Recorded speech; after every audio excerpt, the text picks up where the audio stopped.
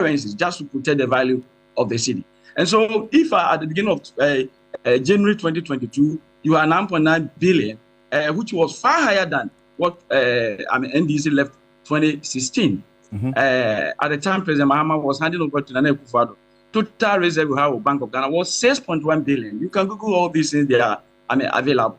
6.1 billion US dollars, and that translated into 2.8 month import cover. So I don't understand what he's talking about the heat.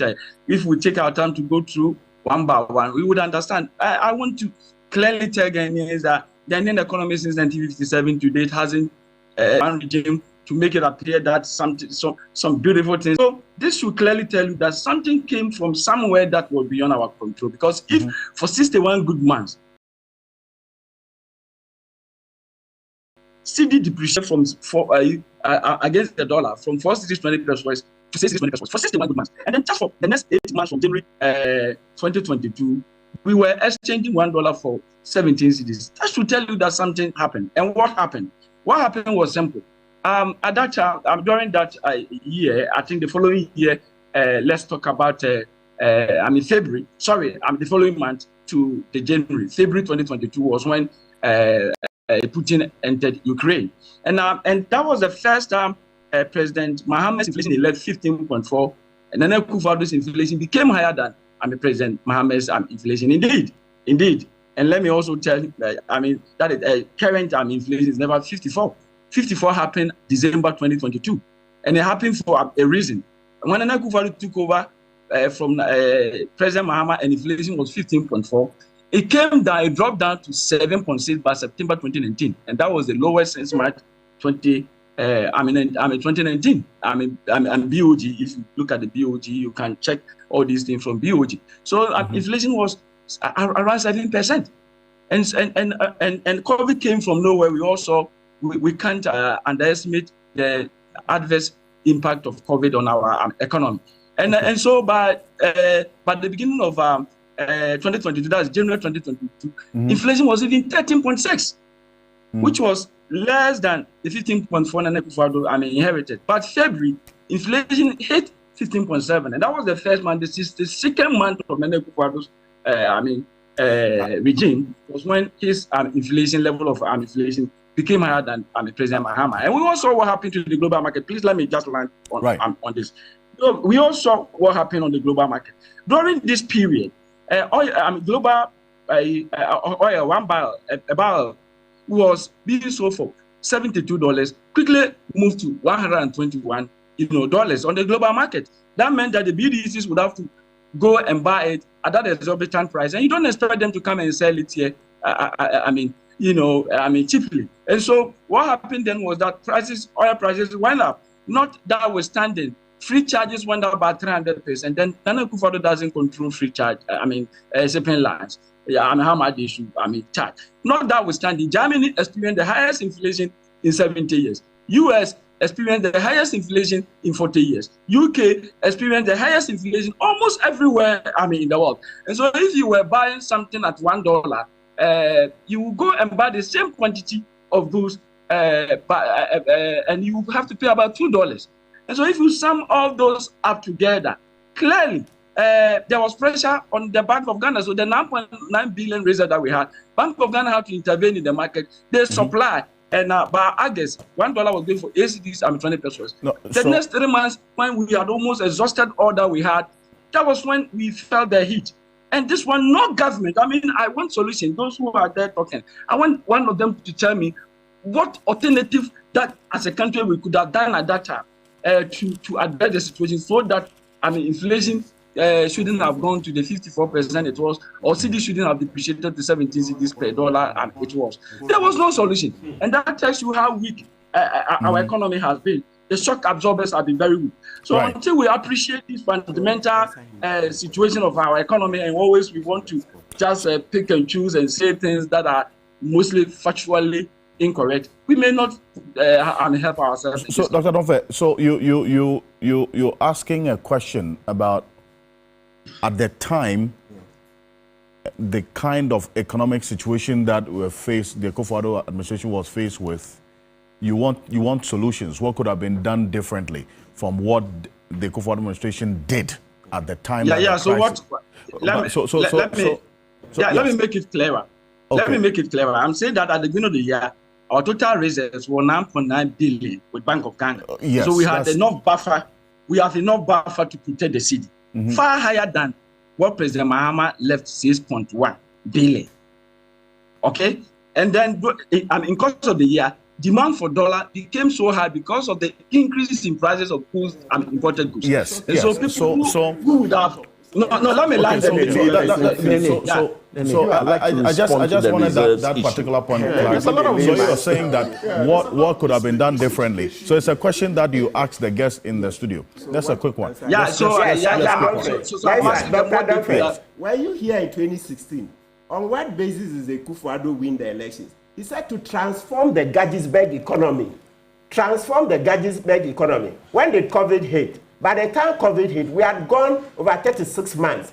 What had the Akufo-Addo done about importation of rice? What had the Akufo-Addo done about importation of poultry, tomatoes, vegetable oil, etc.? So what excuse is that? So we're like the handmaiden that didn't take extra oil. We were like the handmaiden that didn't take extra oil. So please, you cannot rely on COVID as an excuse. You had over 36 months, and I had heard you over and over supporting Akufo-Addo when he didn't even deliver on the promises. So please, stop these excuses. Stop. It will get you nowhere. Okay, hold on. No, let Dr. John Fair. Yes, Dr. John Fair. Yeah, Alfred, I want to put it to my friend Mr. Pebu that economic development or economic management is not, it's not an event. It is a process. Yes, that's what did you do? Let me. That's 3 years. Hold on. Please. During the 3 years, a lot were done. Go and Google and what was the impact? Hold on. Impact. Please. During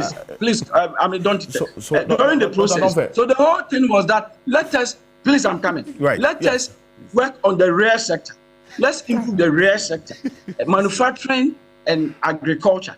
And if you go to the manufacturing and agriculture, in fact, the manufacturing, as we speak, we have 6 car assembly plants in Ghana with the capacity to produce 120,000 cars within a year. All these things were done to reduce import. Let me come.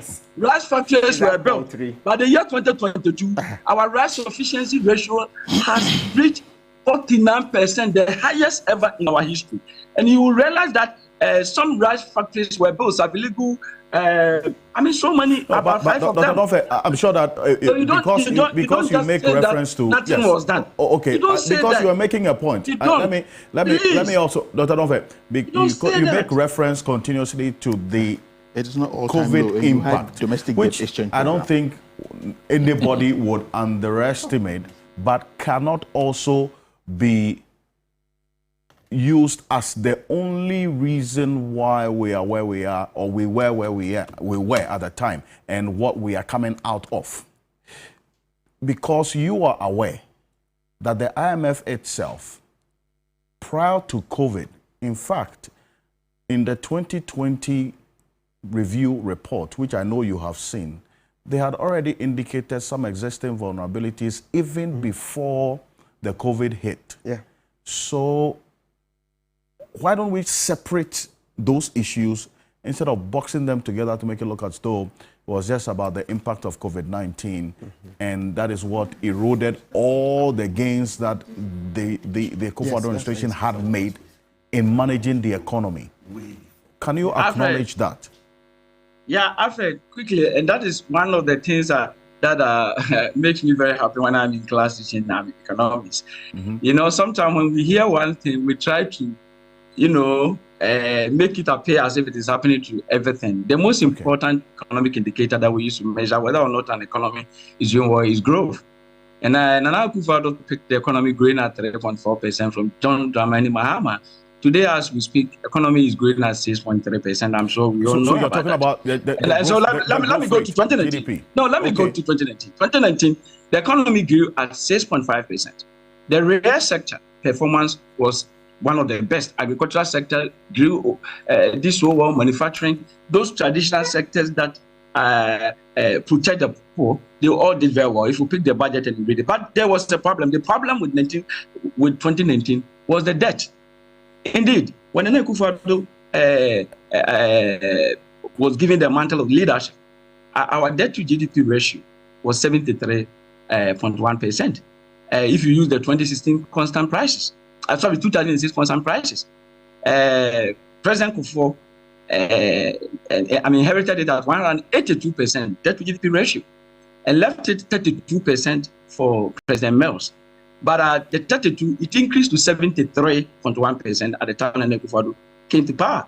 2019, for the first time, so Ghanaian economy had been in debt crisis for 3 continuous years. That was 2014, 2015, 2016.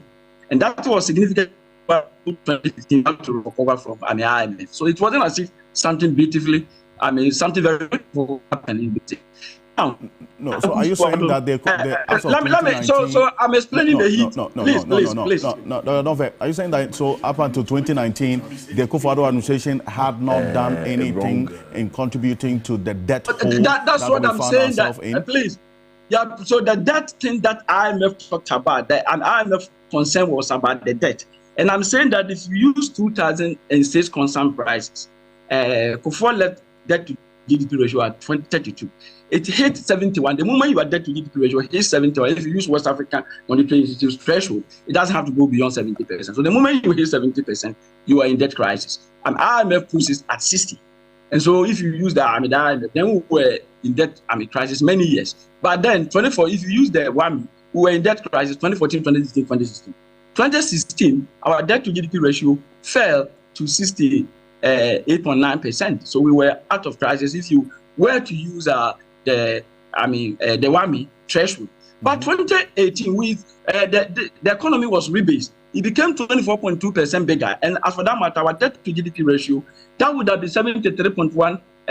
President Mahama left it, became 56. So when it is 56, it means that you were out of danger. By 2019, it has gone up to 62.5. So as far as IMF was concerned, you moved beyond their minimum threshold. You were doing 62.5, and therefore you were in debt crisis. But since we used the WAMI, and that's what we use, the 70% threshold, we have not gotten to that. And so 2019, we were not in debt crisis. But 2020, after the COVID, we moved from 62 to 76.1%, and that plunges to serious debt, crisis. Right. And so sometimes when you hear IMF said this, it cannot be just about COVID. It cannot be. Not at all. Not at all. Our economy, anybody who says that the reason why Ghanaian economy is not doing well is COVID and then Russia Putin, whatever, then the person is not trying to be truthful. Okay. Since 1957, our economy has never been robust. There are so many things that we needed to have done right that we didn't do. That is very, and sometimes when I'm talking, I wish we could take away all the politics out of it and face the realities. There's so many things, because as we speak, we go to China to import toothpaste to come and clean our teeth. Yes, we're having a graduated so a lot of things had happened. We're going to get to that, because you have mentioned the GDP growth rate, boxing it up with the debt levels. I want us to separate all this, because sometimes when you put all together, it's convoluted. We cannot get the headway. You see, because if you talk about the GDP growth rate of 6.3%, sometimes you look at the headline percentage growth rate and not drill down the data, because the devil is in the detail. This 6.3% GDP growth rate that you talk about, if you look at the drill down data, the specific sectors that we're experiencing growth does not trickle down to the real economy. The mining sector. How many Ghanaians have a stake in the mining sector? But if you look at the 6.3% you're talking about growth rate as we're experiencing as of the end of 2024, the mining and quarry sector actually leads. So then how does that trickle down to the real economy for that to even spread at the base, for that experience to be had by the entire Ghanaian populace? I think that when we are doing this, when we look at the 6.3 as a figure, we might just be misleading. For the lack of better expression. Yes, Mr. Jackson. A number of things. I'll start off by just making a comment about this. Reserves. Start off with the reserves. Okay, quick one. Number one, you talk about the reserves that started and you talk about the reserves that ended as if it was consistent and growing through. As at the beginning of 2024, we were down to 0.8 months of import cover. The only thing that saved us and brought the reserves up was the Gold for Reserves program, which was, even with all the beautiful concept, was actually implemented in such a horrible way. Arbitrary. Right? That we made losses. You're talking about what we could have done differently. If you're talking about what we could have done differently, when we realized that we had crashed in 2022 and couldn't pay our debts, why didn't we cut expenditure? Our response was to go for 55 billion of deficit financing from the Bank of Ghana. And that, forgive me, Prof, but Economics 101, you pump that amount of money into an economy that only barely generates 80 billion in tax receipts, yep, and total revenue. What did you think was going to happen? Inflation. The effects of inflation have followed up to us today. That single one-year act resulted in end-year inflation 54%. Let's not talk about what we could have done differently. Let's not talk about what has changed. And when you talk about growth in the, what do you call it?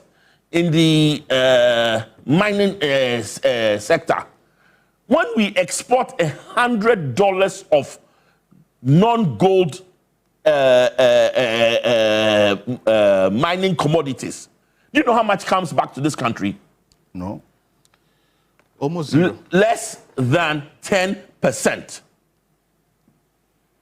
Less than 10%. So effectively, look at what happens, huh?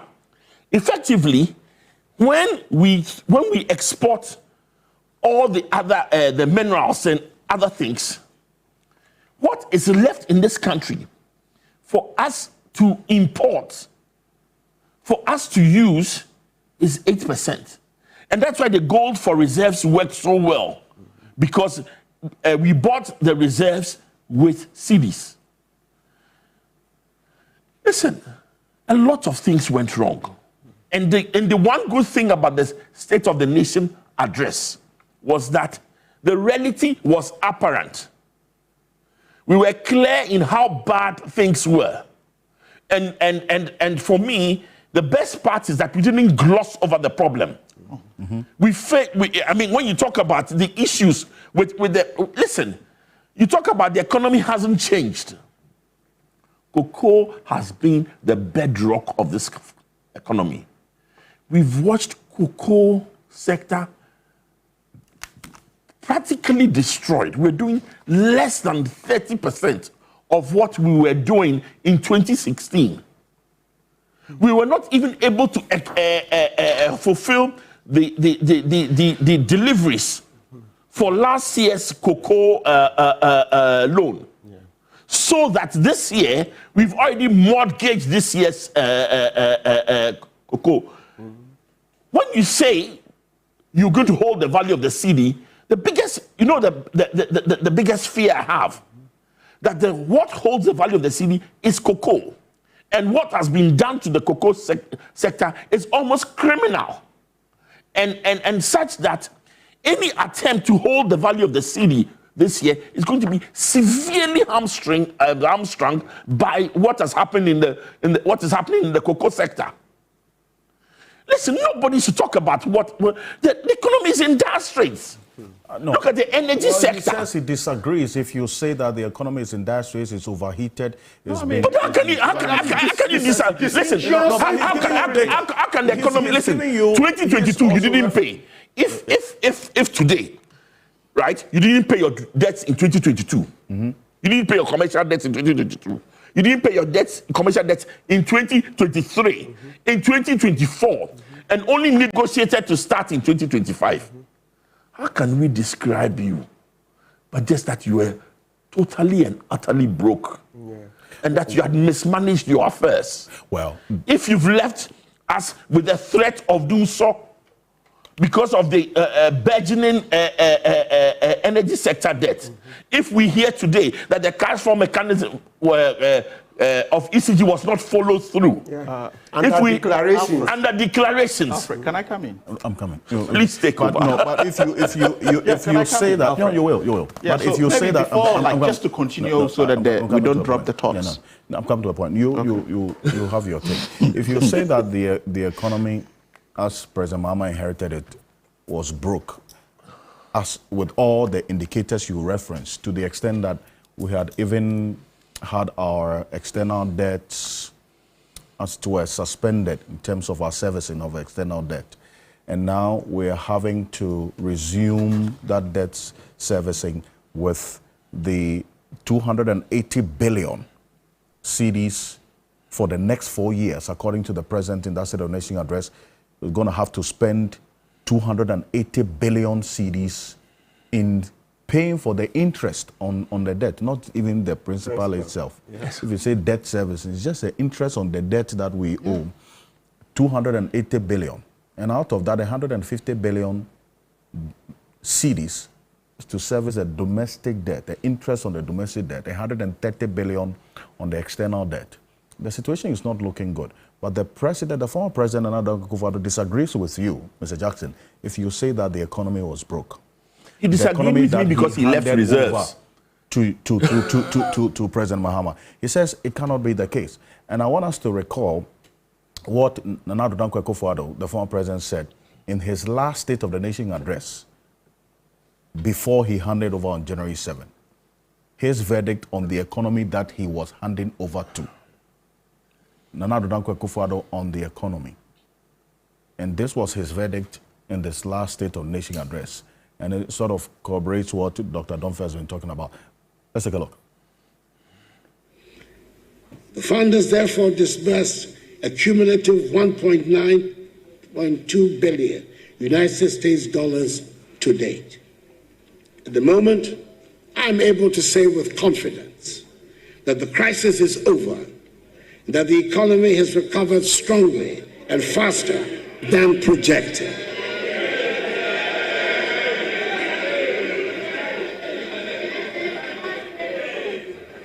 In order for me to be able to make this assertion, I must make reference to the debt restructuring exercise.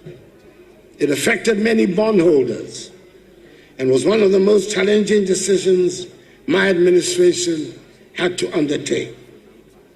It was not a choice made lightly, as we were acutely aware of the personal and financial hardships it would impose on individuals, families, and institutions across the country. Many citizens had invested their hard-earned savings, and we fully understood the pain and sacrifices this exercise demanded. However, it became evident that without such bold and decisive action, our economy would have faced an even greater crisis with far-reaching consequences for every Ghanaian. This restructuring was essential to address unsustainable debt levels and to create the fiscal space needed to stabilize the economy and lay the groundwork for future growth. It was critical in ensuring that Ghana could meet her financial obligations, regain the confidence of international and domestic investors, and restore our economic credibility. Through the resilience and understanding of the Ghanaian people, coupled with the strategic measures we implemented, we have been able to chart a path towards the recovery that is underway. Today, we're witnessing the positive outcomes of the painful but yet necessary exercise. The economy is rebounding strongly. Our fiscal position is more stable, and our debt sustainability has significantly improved.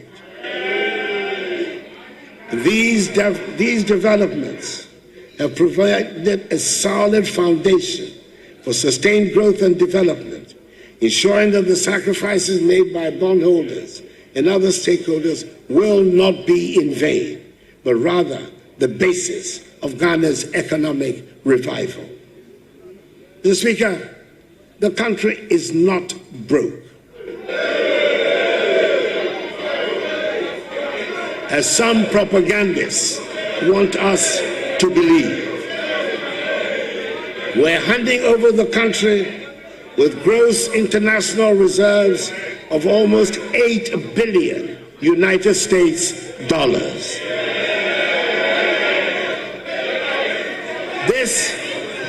This is more than the $6.2 billion United States dollars of gross international reserves my administration inherited in 2017.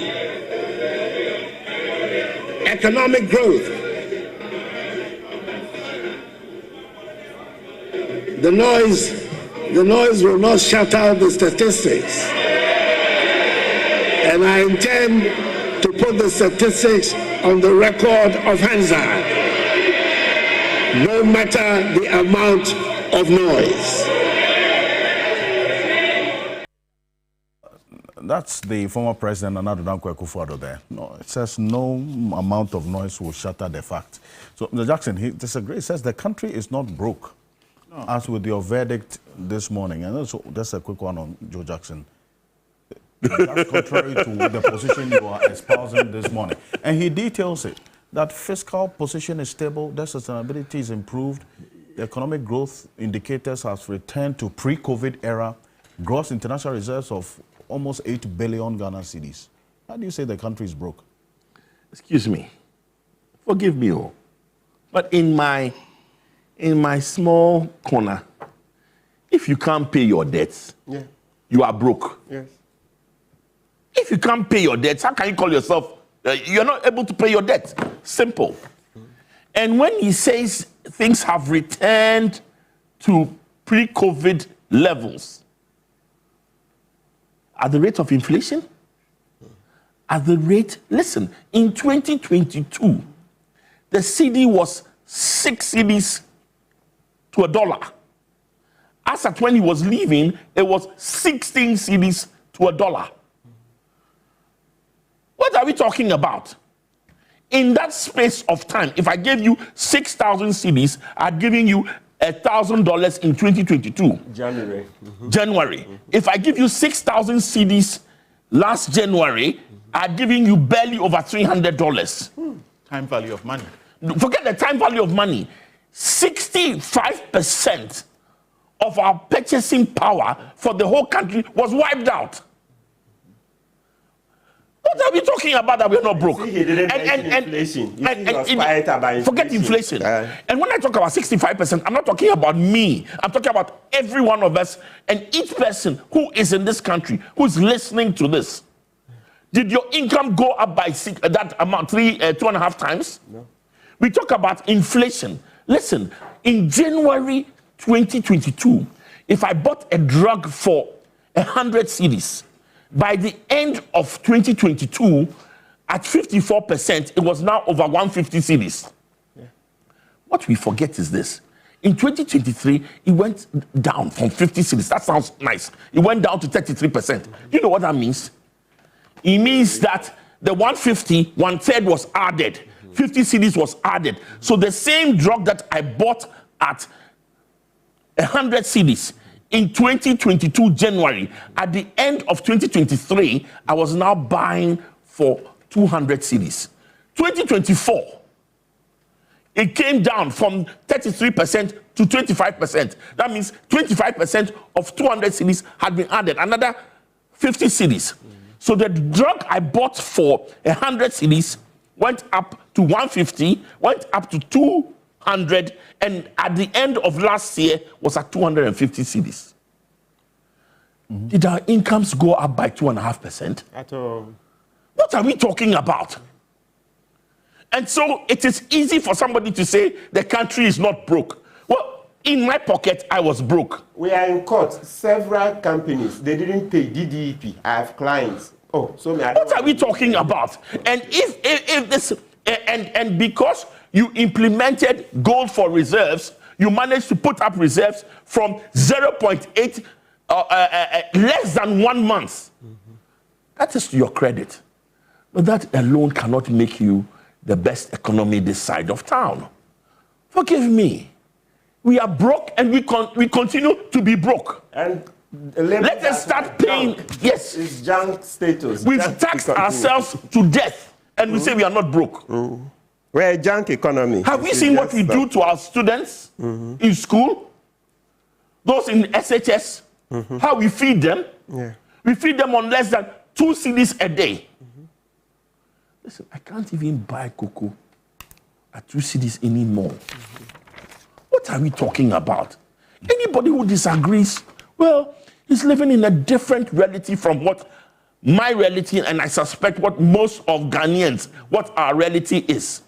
And if this is what you call a propagandist, I accept the label gladly and I will wear it with pride. But Dr. Donfe, so what exactly is your point of departure from what you just heard Mr. Jackson talk about the realities that we are all faced with?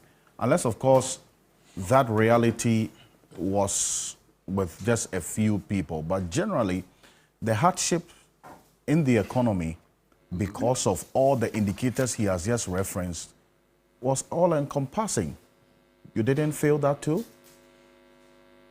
My brother, let me thank them for the emotions they have expressed. But you see, economic it is facts. But Dr. Donfe, I don't think this is just emotional.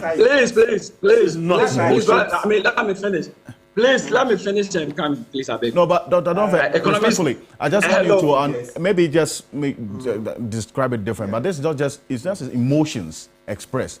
He made reference to verifiable facts. Unless you after have disingenuously comparing Kufuor era to this era, you are talking about emotions. Hold on, please. Why do you say this please, is emotional? so let me say that most of what we have heard, in as much as we are in difficulty, which is true, because the best indicator to measure economic action is inflation. And therefore, if today you are inflation is 23%, it's not something that you have to rejoice about it. Right. That is something I want to make it very clear. But you must understand where we go to where we are. And please, let me quickly go back to there are a lot of misinformation. When I finished, the person who took over for me was lying. I wouldn't, for the want of better word, let me use the word lie. What was he lying about? The government could not pay their debt until 2025. I don't know where this statement is coming from. Let me quickly say that. Okay. Let me quickly. Please. Make your point. Please. Go ahead. So Ghana, our total desktop, if you use the nominal, when President Rawlings was hesitant, it was 7.1 billion. Kufuor came and pushed it to 8 billion because of the CAPEC thing. We didn't add so much to our desktop. At the time President Mahama was hesitant, it has gone to $20 billion to suggest that he added, Mills Mahama added 21 billion. Kufuor came, and at the end of the 2021, it has moved to 60 billion. Almost about half has been added. And that put us in a very serious situation. Our debt to GDP ratio was 93%.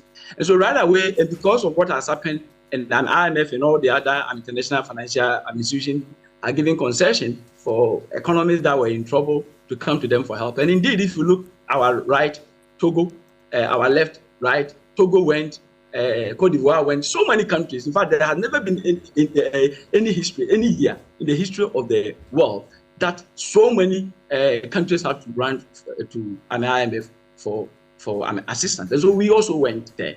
That is true. Now, when we went there, one of the things was that we have to negotiate our debt. We have 4 strands of the debt. So you can talk about the multilateral. That is the debt to international financial institutions like IMF and World Bank and those other things. That was exempted.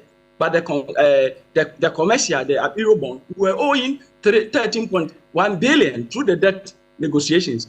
They canceled $4.7 billion. Then the bilateral, we worked on that. And then the domestic one that became a problem. We worked on that. Today, as I speak with you, our total desktop that was 60 billion had dropped significantly to 44 billion US dollars. And that is to tell you that that effort, even though it brought some hardship, especially to the bondholders, it wasn't bad. But I want to educate the person who was saying was not able to. If you say, let me use the word educate. No, I'm coming. If you say it wasn't bad, what do you mean? No, so I'm saying that currently our debt that was 60 billion at the end of 2021 had dropped significantly to 44 billion, and so the space is now better. But let me educate the public. That's why I wanted to correct that impression there, because if you say it wasn't bad, look, unless maybe what is not bad? What did I say is not bad?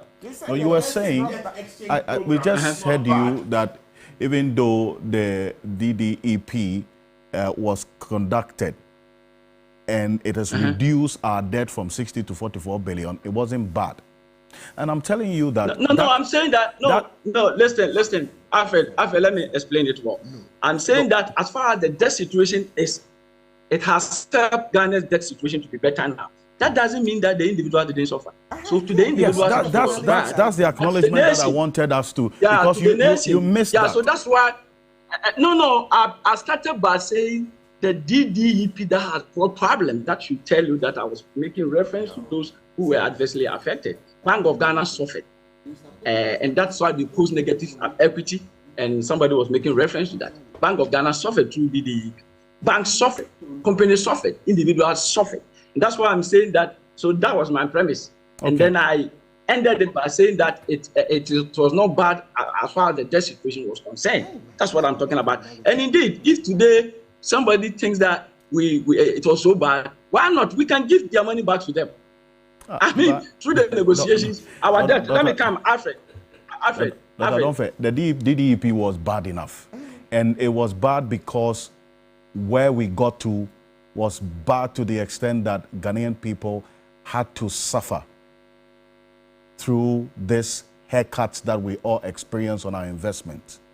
It was bad to the extent that we had borrowed so much that we couldn't pay. It was bad because we had been cautioned 3 years before that particular point we got to, that we were going to get there if we didn't change our ways. But we continued to do that. So why this conclusion, Dr. Donfe? I lost him on Zoom. We'll raise him back. Because there's something that we also would want to get into. Because sometimes when we put out you've kept him. Yes. Alfred, I'm back. Somebody was calling my line. So I'm saying that, Alfred, am I on? I can hear you. Okay, so I'm saying that the education to the public is that after the negotiations ended, let me pick the domestic. Every year we pay them twice. 2023 August, government honored the obligation. They did not default. And so let me put it right to the person who was claiming that government never paid. That's a lie. Please, let me finish and then you bring your facts. August 2023, anybody listening to me should know that the government, when the coupon payments were due, government honored and paid every penny. August 2023. Now 2024. Now 2024. February 2024, government honored the payment. August 2024, government honored the payment. Indeed, the recent one that was being paid is the fourth in series since the negotiations ended. So let's not throw that into the eyes of the public. Okay, are you saying? Are you saying? Hold on. If you get to know that some people have not been paid and government defaulted today, what would your positions change? The people who did not So when I say government paid, when it was due, government paid. If somebody was supposed to get 1 cedi and the person didn't get it. It could be due to so many reasons that I cannot say it here. But as far as I see it, if you concede that not please. As far as I'm putting it on record. Your previous position. You can call anybody from the finance ministry. Please, you can call anybody from the finance ministry. Please, let's not lie and throw dust into the eyes of you. Are not you can call anybody. Please call people. Alfred, I'm challenging you. Call someone from the finance ministry. August 2023, the government annulled the coupon payment obligation. February 2024, government annulled, and then August 2024, government annulled, and that the recent one is the 4th in series. And so anybody who says anything to the contrary is lying and doesn't understand. That's what I just asked you the question. That if I get to, I'm coming. So please, you can call the PRO from the finance ministry. I just asked you a question. Very careful in this country. I asked you a question that if I should tell you today that some persons who were supposed to be paid have not been paid, would that change your position? You said yes, but then again, that could be because of several other reasons. Alfred, as a government worker, I'm supposed to be paid, right? Sometime, some months before you could say that the month has ended and you are is not being paid. You cannot use your case to say that government has not paid salary. It is possible that what you are saying happened. Alfred, but it's possible that does not mean yes, we are not talking about government and thank you. So I want to commercial bond. I'm coming. Thank you. Your point well made. The Eurobond debts over those 3 years. No. I want you to make that point again because you weren't heard. But if Dr. Donfe, you say that the fact that 1 or 2 persons haven't been paid cannot be used as an issue. It is an issue, especially because if you say that No. Alfred, I'm not saying that. Alfred, I'm not saying it is not an issue. Alfred, I'm saying that it is possible that an individual may not receive, individual bondholder may not receive his coupon payment. It is possible. And that does not mean that government did not honor, because generally, government... But if government honored, the person should have received. And that's why I'm saying that there could be so many reasons. I cited myself an example that some of my colleagues on campus, sometimes, for one reason or the other, their salaries don't come. And so you cannot use that one to say that government is not paying salaries of workers. Every month, it happens that because of 1 or 2 reasons, somebody's salary will not be paid. And so when we are putting this, we have to contextualize it. If there's one particular individual, let's find out why he didn't get his money. Because government had enough buffer, and they paid. February, August 2023 was the first payment that was done after the negotiations. February 2024, they paid. August 2023. You made that point continuously a number of times. February 20. So this is the 4th in series. Okay, hold on. And that should be clear. Yes, hold on, because so now the PRO for finance ministry. I want you to listen to Lamati because he says he's in court with some persons who have not been paid. Counsel. Yeah, so Dr. Donfe, I'm telling you that, look, this is what happened. Some people opted out of the DDEP, and government said everyone would be paid. Nobody would suffer any diminution. Yet, those people, lots of them, have not been paid, and we sued. Look, even earlier this week, we were in court. They've not been paid. About that, but look, even Lawyer Diage, Lawyer Diage, his own is public, okay? He's not been paid, so eventually he had to threaten to go to court. And there are many others. So please stop belittling us. Stop belittling us. You are too extreme. No, you are too extreme. Many people. Do you know how many people have not been paid? Look, I think you are just toying with people's life. Take it easy. Look, your love for MPP should not make you oblivious to facts. People's lives are in danger. People are suffering. You just think because you love MPP, you say everybody is lying. When you are rather the one lying. It's causing you to lie to the public. Your hatred for NDC is causing you to lie to the public, right? I'm telling you what is the fact that you are talking. Hold on. What is a fact when I'm in court? Hold on. Have you checked why they did not get it? Is it because the government didn't have money? I'm saying that they didn't have money. Hold on. Yes. No, but you were saying that government didn't pay at all. Is that not what you say? Yes, I'm saying that lots of people have not been paid. Is it right? Look, is it right? Lots of people have not been paid. I mean, what are you saying? Okay, thank you. The most objective. Thank you. Dr. Donfe. One last comment. Even data bank. Do you know how many people are still suffering? Data bank is not paying people. People are hungry. People can't buy their medicine. Even data bank. Okay. To the extent that, so I think that point well made. Dr. Donfe, hold on. I'll come to you, Dr. Donfe. Dr. Donfe. Oh yes, I'll come to you.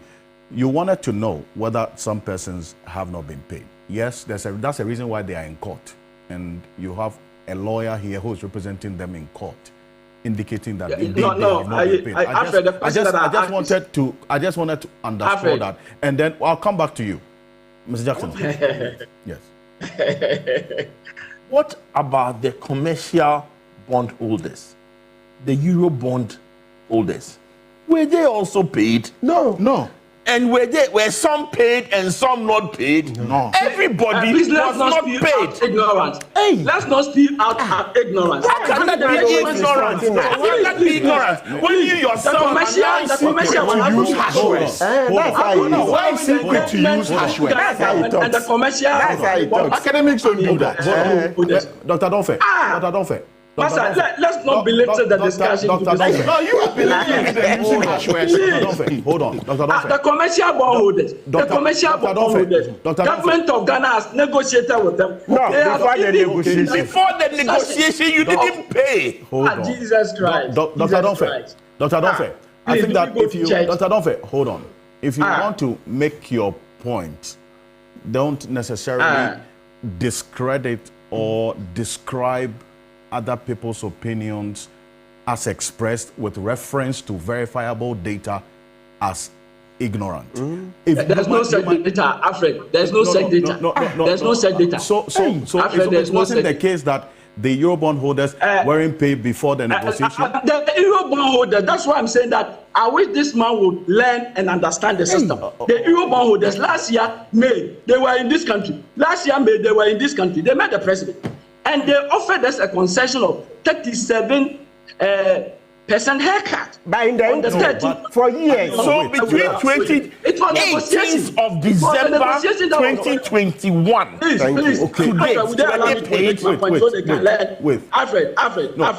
So once the negotiations started, all the coupon payments were suspended, and this was agreed between the commercial bondholders and Ghana. Alfred, it was unilaterally suspended by the government of Ghana. Hold on. It was not agreed when it was suspended. I'll come to you to make that point. So between it was not agreed. You say that a meeting was convened. Dr. Donfe, hold on. Dr. Donfe. Jesus Christ. Hold on. You say a meeting was convened in 2024. Between December. I'm saying 2023, 2024 May last May. Yes. Between and during the meeting. Between 2021 December and May 2024 was the Eurobond holders' interest and payment honored? Please, as soon as we started the negotiation, I asked you a specific question. No, please, let's not belittle the discussion. Please, let me answer the question. Okay. Please, would you allow me to ask a question? Yes. The people that they are spewing out, I'm ignorant. And I have answer. Please, I'm saying ignorant. It's not fair. Please. The year 2022, when the negotiations started, the agreement between Ghana government and Eurobond holders was that the coupon payments should be suspended, and they agreed. Please, it's not only to Ghana. If you look at the official, in fact, they set up a whole committee to do this, not only for Ghana, right? 2023, IMF and World Bank annual meeting. I was invited there. I was part of the Ghanaian team, and we sat with them. We still talked about some of this. So it's not as if it was only the 2024 May that we met. Ken Oforiatta was always going up and down because of this. Now, May 2024, they came to Ghana and said that now we have agreed on 37%. You can Google and see 37% haircut on the $13.1 billion that you are owing us. And so now they have offered concession, and that translates into $4.7 billion that they are forgiving us. You know, and so and they also said that between now, they said that between 2022 and 2026, we are not going to pay anything to them. all these have been agreed on between that party and Ghana government. And you are here accusing Ghana government for not honoring payment. Then it means that you are somewhere away from the earth. You don't follow what happens. Your only interest is to discredit somebody to make you look good. If you do that, you don't help Ghana's development. I wish that before we come public to speak on issues, we should have adequate knowledge and information about whatever that we come here to talk about. Go and read it. Let me land. Dr. Donfer, May 2024. Go and read and discuss that. I asked you a question.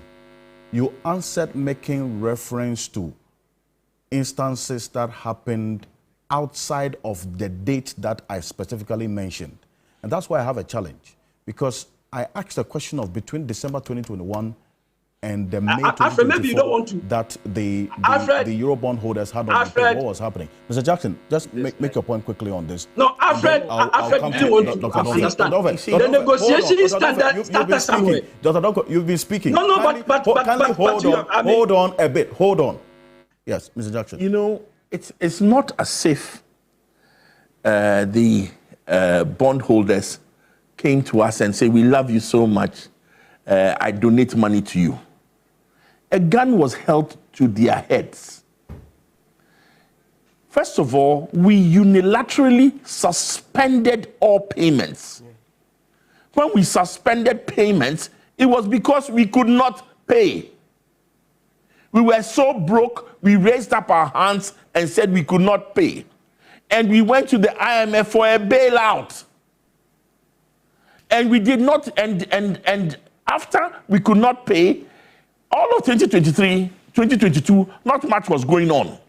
We had just suspended payments. In 2023, we sat down with them and started negotiating. And the negotiations ended in 2024. You think that the pension funds from overseas countries, they were happy not to get coupon payments? They were happy not to get their, not to be able to trade our bonds when they needed cash? And what can you do but call the fact that we didn't pay a default? And if you default on your debts, you are broke. Simple. If you ask for a bailout, you are broke.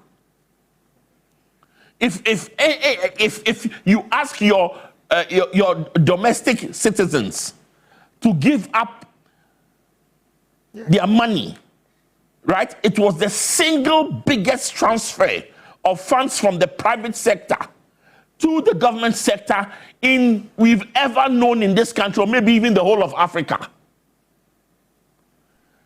Are you not broke? You are. If you take 55 billion in deficit financing and you say that was required to keep us alive, are you not broke? You are broke. I rest my case. Professor Kali. No, I had to do this for a good reason. Yeah, that's okay. Because of the position that Dr. Donfer was espousing, which was in direct response to what Mr. Jackson was talking about. Oh, no, I do perfectly understand I needed that. to just make it clear that describing views, divergent views as ignorant is not one that is allowed and can't be countenanced in any way, shape, or form. You know, because there are no different sets of facts. It's just one, and it's most verifiable. You can find our negotiation with the external bondholders and Euro bondholders is there. It's in documentation that when you Google, you can find. It's public knowledge. So it is not one that we can contest in any way, shape, or form, depending, no matter how you twist it. Yep. The realities of the economy, we are faced with it. Now, the former president says that to the extent that he handed over this international reserves of 8 billion cedis, it cannot be the case that the economy was broke. No, but you see, that he handed over to President Mahama, to be describing it as an overheated economy, one that was criminally managed, in the words of the president. No, but I mean, the point is, if you look at what we describe as an overheated economy at the time, and if you say, I mean, let me take this opportunity to thank you for actually cracking the discipline whip on the show. I mean, none of us have used unprintable words on ourselves since we're here or anyone via Zoom. But I think the intellectual discourses do not welcome that. And when you have your facts and figures right and you're confident of what you're saying, you don't label people as ignorant and you don't label them as liars. We know that we're on national TV and we're speaking to facts. Joe Jackson is very experienced in what he does. That's his bread and butter. Martin Kwebu is a lawyer looking into all of. So we have all practitioners that have been looked at in this light, right? My last university I taught in before taking up my role a few months ago is a Russell Group University. So if I wasn't worth the salt to be where I am, I wouldn't be there.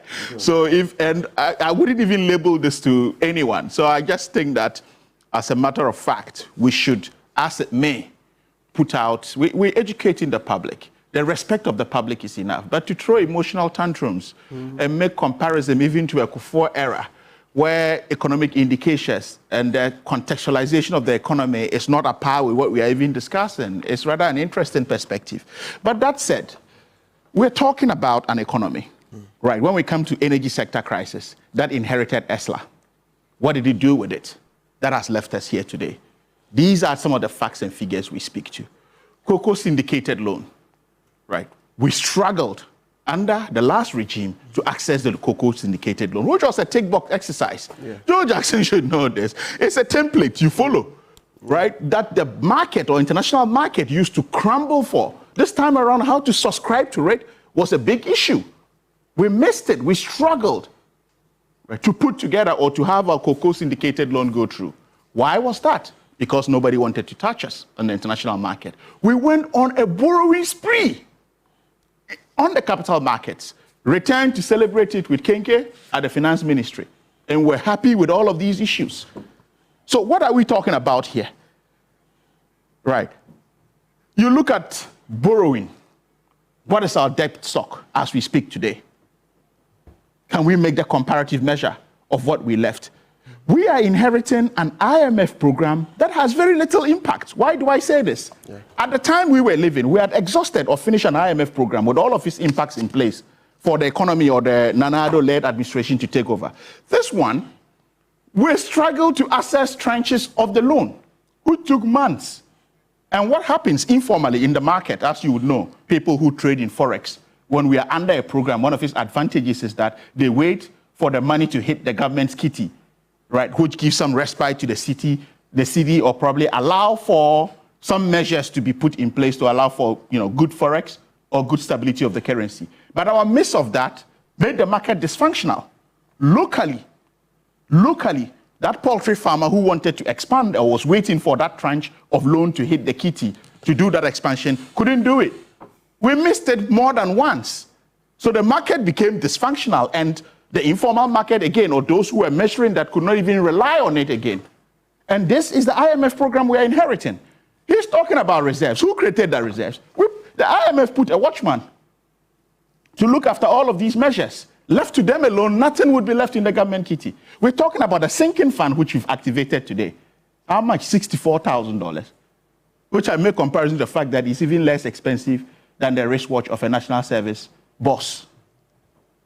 And that is a nation we are talking about. And people are happy to call others ignorant and liars. Is that what we've come in studio this morning to discuss about? No. COVID funds, did they not get relief funds? We're forgetting that the World Bank came to our aid.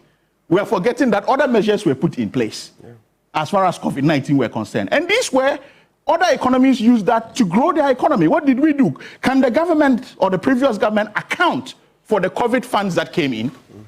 They should give us a full account. They were sharing it. Felicia Tete, they were sharing it. They should give us a full account of that. The MPP parliamentary candidate for Sanergu, she said it. They were sharing the COVID funds, giving party apparatchiks. So what is here and there, right? A central bank posting losses, right? A central bank that uses moral suasion as its determinant of its variables is posting losses, and we had a governor poo-pooing and belittling the fact that the central bank was posting losses. That is where we were as an economy. So if we're speaking to the facts and the reality on the ground, and you still have people want to call others ignorant and liars, I don't know where we are taking this debate to. But we're having a real engagement and assessment.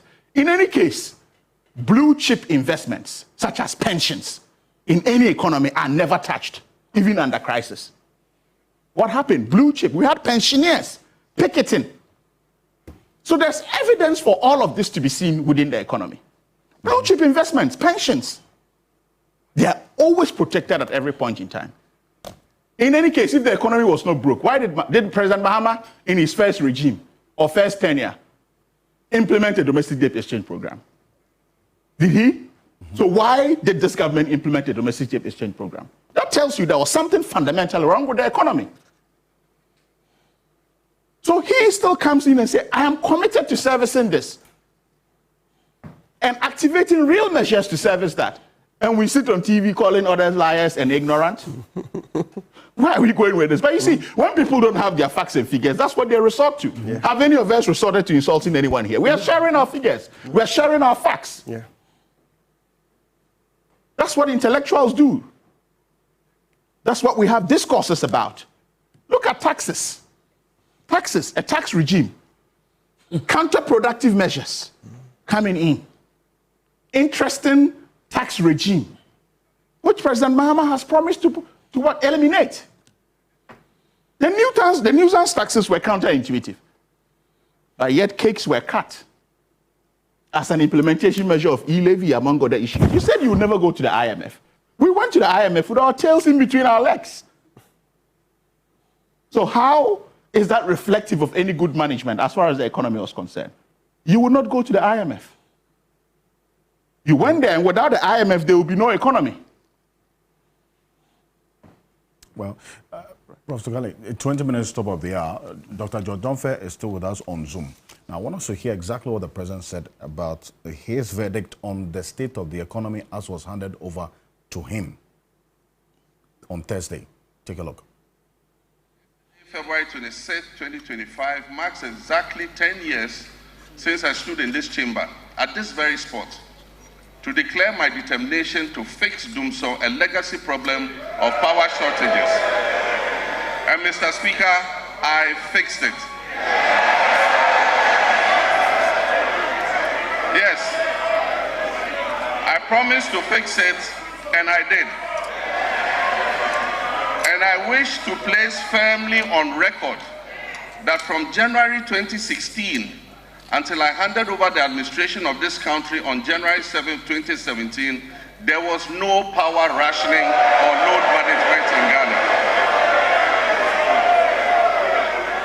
Mr. Speaker, today, inspired by the Almighty God and propelled by the massive mandate given to me by the good people of Ghana, I am moved to make a similar purposeful and bold declaration that I, John Dramani Mahama, I will fix the economic crisis confronting our country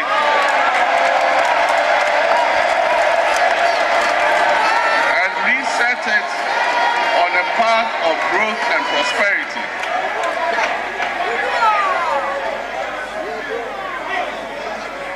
That I will fix the economic crisis confronting our country and reset it on a path of growth and prosperity. My government, working with you and every Ghanaian, will solve the challenges because we have developed the plan with our people's support. When I decided to run for president again, I did so because of what I knew about the state of our country. I was aware that huge problems awaited me upon assumption of office, but nothing could prepare anyone for the reality of the depths to which our economy and our governance had sunk.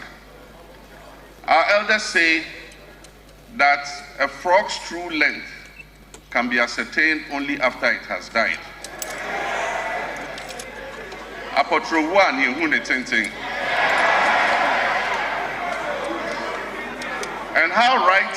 And how right they were.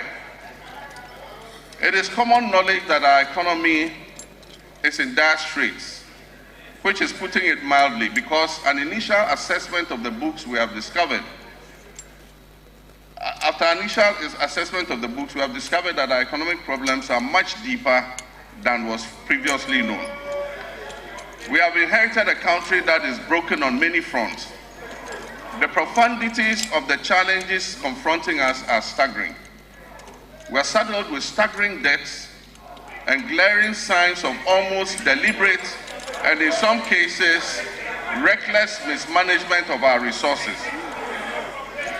Mr. Speaker, not even the restraints of an IMF program were enough for the previous economic managers to exercise prudence in managing our finances.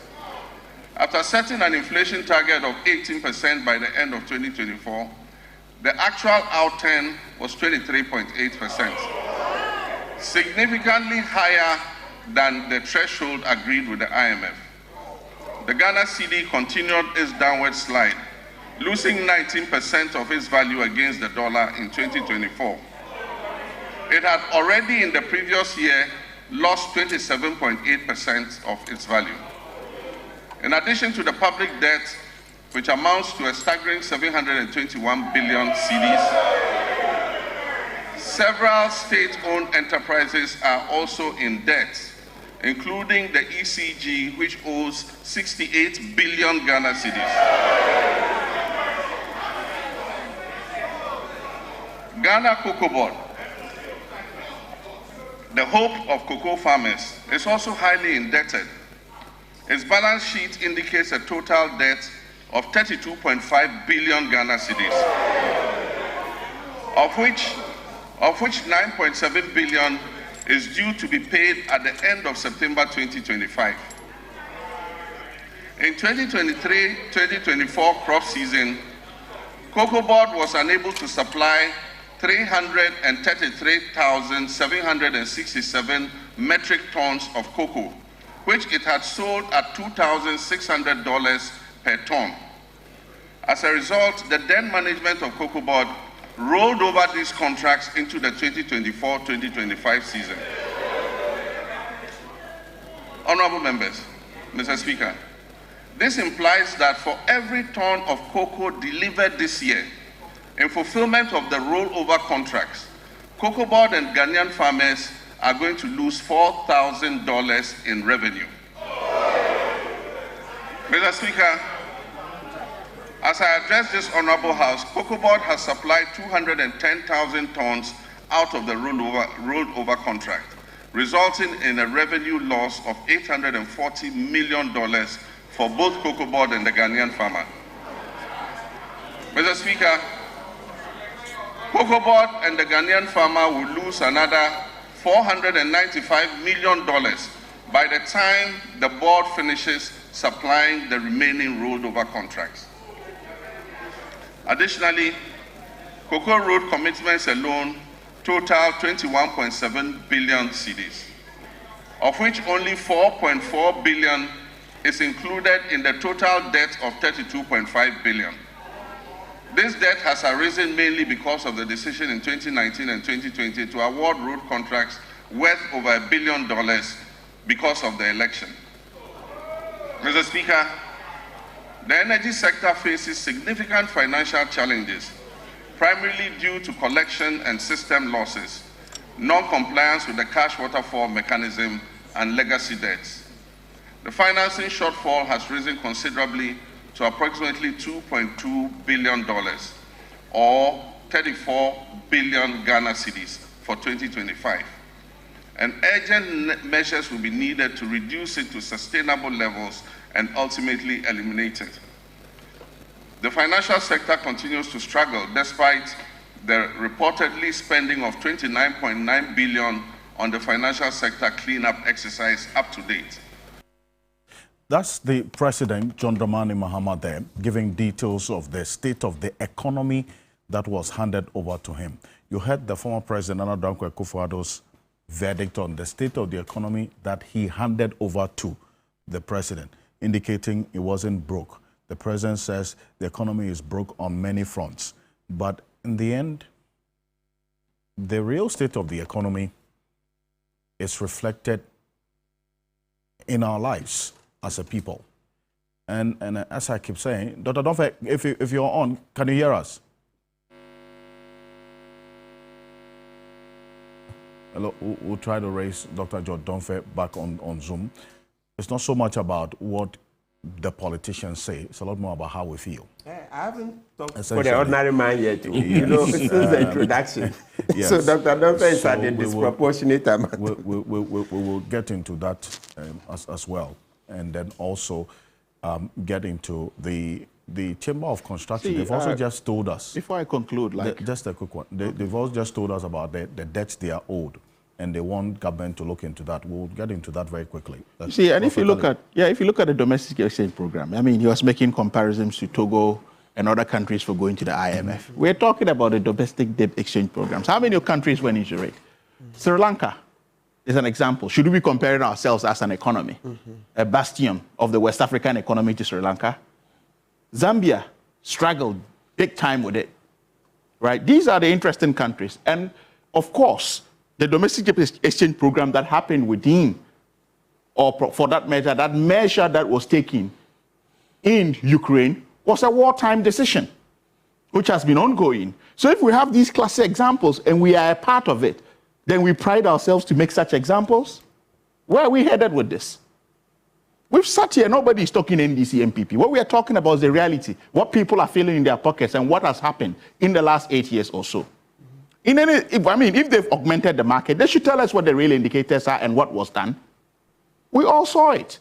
We saw their expenditure measures, right? If you've been to the international capital markets and borrowed as much as they borrowed, they should have something to show for it. What injection has been made into the economy as far as development is concerned, as far as infrastructure is concerned, among other issues. We have an airport paying itself off, do we not? Which we're even outgrowing as of now. Go there on a weekday. It's a big struggle to have parking. Imagine if we're still at the old terminal, but that's even a new terminal, and that airport is paying itself off. So what at all have they done with these borrowing they've gone to the capital markets for? It's like that we've been downgraded to a junk status and nothing to show for it. And we are here talking about these things in like manner, as though some magical issue happened to the economy before the last administration left. So we don't want to have a needless comparison of what has happened and what has not happened, but we're talking to the facts and figures. The reality, what the data is, both qualitative and quantitative terms, and what indicators have been. You see, what we are forgetting is that this government is just only 8 months old. And sometimes we make 8 weeks old. And we make a comparison and go after it as though it stayed here a year or two. That is not a fair one to make. Well, let me hold on your thoughts. Emmanuel Cherry is the president of the Ghana Chamber of Construction. And this is a chamber of construction companies that have executed road contracts awarded by the government of Ghana over time. He's joining us on Zoom right now for a quick conversation. I just want to clear this out of the way, and then I'll bring Dr. George Donfe in again. Mr. Cherry, good morning. Good morning, my good brother Ocansey. How are you? Well, now if you put your video on, please. We cannot see you. Great. Dr. Donfe, can you hear me?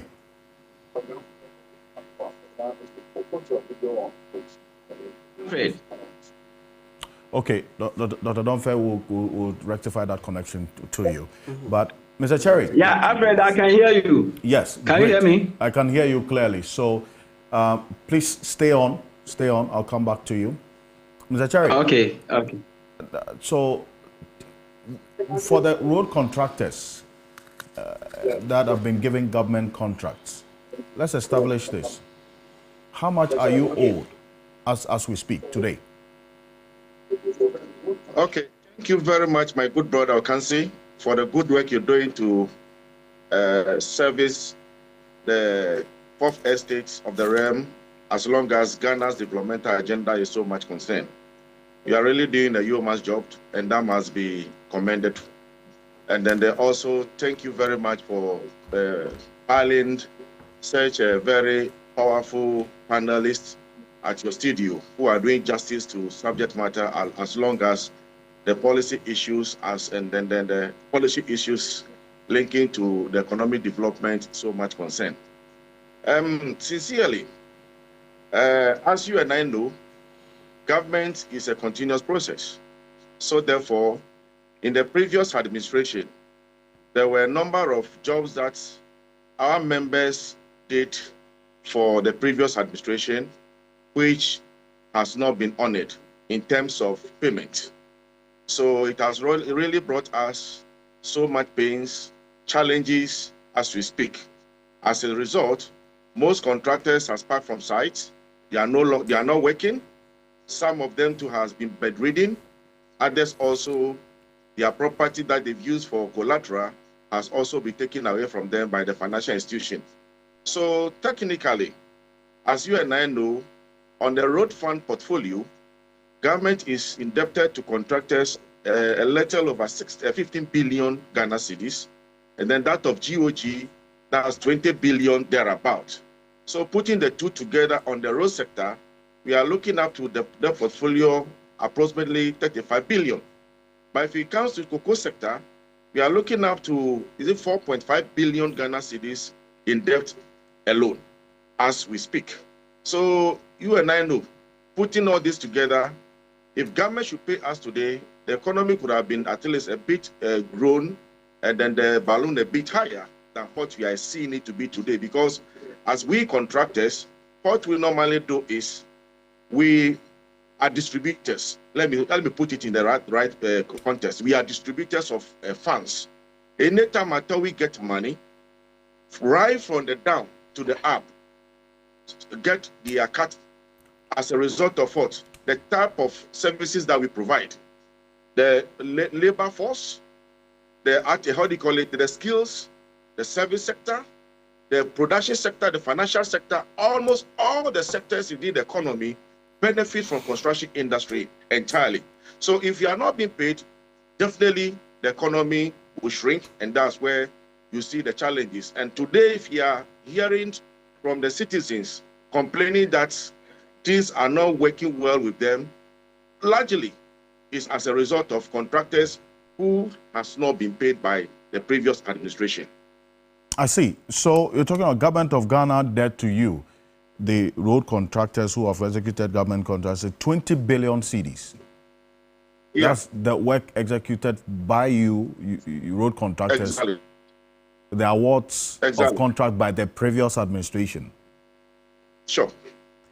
And then the contract commitment alone is 100 billion plus. The contract commitment is 100 billion. The previous administration has awarded is in a tune of 100 billion in portfolio as we speak, which means if contractors are to go to site and work today, which means government must look up for additional 100 billion to be able to square it up. Oh, wow. So what that means is because you pre-finance the road construction, and then you later raise certificates to go and get a refund of your money. Is that what's happened? Very correct. What normally happened in the past was we call something mobilization, which means any time a contract is awarded to you, the client had the discretion to give you upfront payments of the contract. Some of the contract dictate 15% of the contract sum, some 20% depending. Some even pay 80% of the contract sum for you to be able to go to site and finish the job on time, on a record time. So that's what normally happens. But for some time, some of the contractors were abusing that particular provision. So as a result, the previous administration, being led by Honorable Sectoral, decided that if that should be the case, then they should abolish that mobilization policy. So it has been scrapped off. So today, if a contract is being given to you, a contractor, the onus lies on you to go into the financial market, either into your personal account or to go and borrow and to start the job. And then per the contract document, there are conditionalities stated in the contract document. That stipulates that if you have been able to raise a certificate, work up to this particular percentage of the total contract, bring a proof that shows that indeed you have been able to work this magnitude, or you have been able to done this magnitude of works. And then the client also have the responsibility to honor his part of the contractual obligation. Today, as we speak, Most contractors has gone to the financial market to borrow. If you go to NIB today, I'm using that one as a test case. NIB today is saddled with a heavy debt being owed from, a loan that they've given to contractors today. Same applies to Fidelity and other banks today, as we mentioned. So therefore, what necessitated that contractors has gone in there to take facility against the promise that, okay, if I should work 30% or 25% of contract sum, money will be adduced to me for me to be able to settle this and I continue my job. But as we speak today, on the road sector front, what then happened is initially, if you raise certificate, the client who happens to be the larger client who happens to be government has a responsibility within the 91 days. Okay. 91 days within that period to pay you. It shouldn't exceed 91 days. If you exceed, which means there must be a panel interest being accrued, being slapped on that facility. But during the Honorable Amoakwata's regime, instead of him looking for alternative ways of clearing these backlogs, what he did was he extended the 91 days to 180 days, thinking that within that time may be able to at least cushion the grounds and then clear those portfolios. Surprisingly, the 180 days is also a shrink as we speak, because most contractors have worked, raised certificate, it passed 180 days, still has not been honored. And these are the challenges, the real challenges that the construction industry faces today. And if it happens this way, the manufacturing sector cannot grow, because we need some products from the service sector, the manufacturing sector, and the service sector for us to be able to work with. So if you are not on site, what then happens? The bituminous products, the petroleum products, and then the facilities and thereabout, we may not be able to go for those things. And that is the challenge that is being imposed upon the economy today as we speak, and then your panelists are doing justice to it. If the government of the day is to look within and then pay critical attention to the construction sector, I'm telling you, there's a lot that the government of Ghana can benefit from. Thank you, Mr. Cherry. And there's a reason why we brought in the construction sector, because if you look at the breakdown of that 6.3 GDP growth rate that Dr. John Fair referenced, the construction sector actually is the third major contributor to the growth, as we've seen. But the problem there is that, as you just heard, the Ghanaian contractors, Emmanuel Cherry is the president of the Chamber of Construction Ghana. So these are Ghanaian road contractors. But even though the construction sector has contributed to the growth of the GDP, the Ghanaian contractors have not been paid. So essentially, it is not the real reflection of their economy. You get the point. It is the external or foreign contractors who are doing construction work in this country, number of the companies who have received payments, and so you'll see a reflection of that particular sector growing. But then again, if you look at the fact that over the last at least 18 to 24 months, as he has indicated, they have not been paid. You cannot say that the growth of the construction sector has reflected in their realities. And this is the general and very simple economic knowledge that I want us to speak to, and less of the jargons, because you see, in the end, if you talk about the construction sector growing, Emmanuel Cherry will not agree with you because he hasn't received his money. That is his reality that he lives with. Yeah. The point Mr. is... Yes, I'll bring you in. I beg you. And Dr. Donfe will fix his Zoom. Yes. No, he's on. Good. So I like I'm here. Alfred. Yes. Alfred, I'm on. Great. Good. Alfred, can you hear me? I can hear you clearly. Yes. Yeah. So far, yes. Let me come with the ordinary man's economy. Yes, I can hear you clearly. Yes. Yes, let me come with the ordinary man's economics. So, Alfred, kindly allow me to also come in. He's at my time. What is this? What does he want to say? He's already insulted us enough. Let's also talk. Dr. Donfe, yes. I'll come to you, okay? So hold on a bit for me, because I have had you speak a lot for a good reason. So kindly hold on. I'll come to you, okay? Yes. Okay. Council. Yeah, so a quick point on Dr. Domfe's attitude about calling us ignorant before we go to the substance. Dr. Domfe, you are an academic. The way you've spoken on this TV, you know, this is not the first time. I've monitored him on radio. He's consistently insulted everybody else. I mean, why your specialization is in development economics? I think I addressed no, let's repeat it because he won't stop. Consistently in the run-up to the elections, radio, me, I've heard him meet FM. He will insult everybody. That people who come on radio are ignorant. Everybody is ignorant. Dr. Domfe, I'm telling you that the DDEP, not everybody opted for it. Some people stayed out. That's what individual bondholders we led, right? And the government said they will pay everybody. Government ended up not paying everybody. Lots of companies were not paid, and it was deliberate. And I'm telling you that I'm in court. So you can't sit on air and tell us that we are ignorant, we are misleading people. Is that what an academic does? Because with what you've done, you are creating doubts in the minds of people that are. So you're saying that you are in court to some customers? Yes, some people some investors. Yes, investors. Who have not been paid. Who have not been paid, okay. Yes. Okay. Yes, and those are hundreds of millions. Yes, so please verify your facts. You like insulting people too much. When even in natural fact, you are rather misleading people. Right. You are always quick to insult people. I don't know what kind of laugh for MPP this is. You are an academic. Please separate your laugh for the MPP from facts. Otherwise, you run yourself aground. Okay, so right.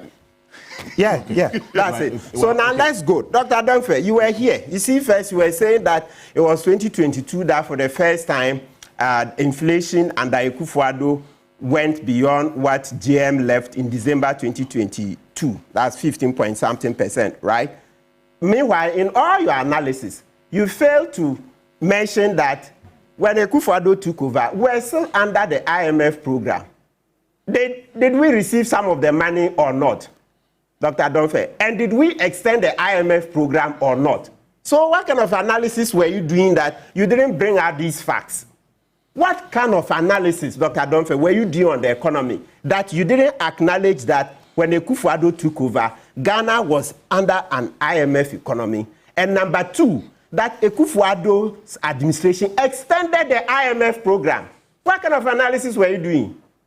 Will your analysis stand any scrutiny when you don't acknowledge that this is an IMF economy, and you would rather say Akufo-Addo's economy, when you knew that this economy was under the IMF? So you see that you did selective analysis and rather you were quick to insult people. Please, this won't lead you anywhere. And then you forget that at the time Akufo-Addo was leaving, we were also still under IMF.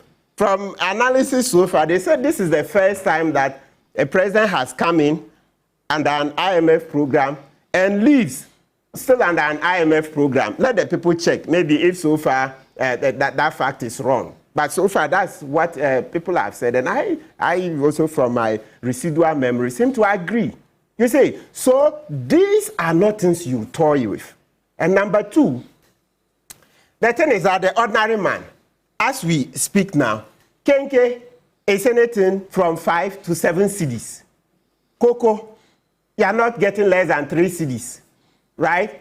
There's sugar, milk, right? So when you come and talk and you say the general debt situation is okay, and you have no empathy, you don't let the welfare of the people reign high in your analysis, then I'm bewildered because I thought you are a development economist.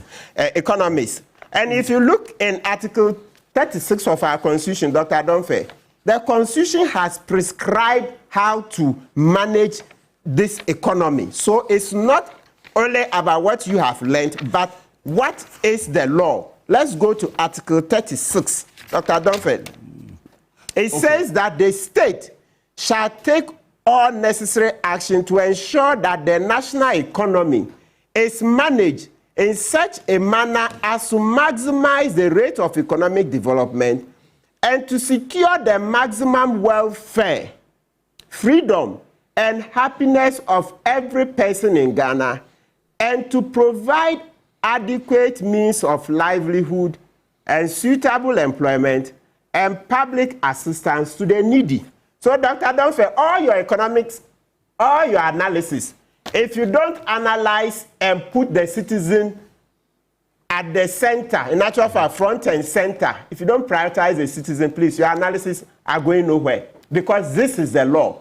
The Constitution says that when you are managing the economy, it's not just economic growth. So far, you are just quick to throw out figures. Jobless growth in the first place. You aren't even, and it's good, Mr. Ocansey pointed out to you that mining doesn't usually bring many jobs. Jobless growth. But number two is it's a conjunction. It says that, and to secure the maximum welfare, freedom, and happiness of every person in Ghana, and to provide adequate means of livelihood and suitable employment and public assistance to the needy. Okay. So all your analysis that you are just quick to make in one sentence, oh yes, I admit people suffer, then quickly, but a disproportionate part of your analysis is just on economic growth, tells you that your analysis are very faulty.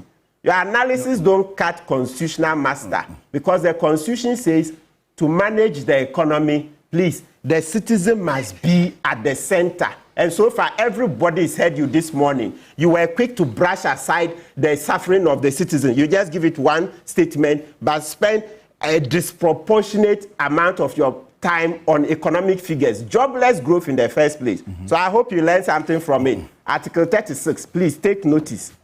Okay, well, Dr. Donfe, so I'll come back to you on this particular point about how the economic situation impacted the Ghanaian, because I asked that question earlier.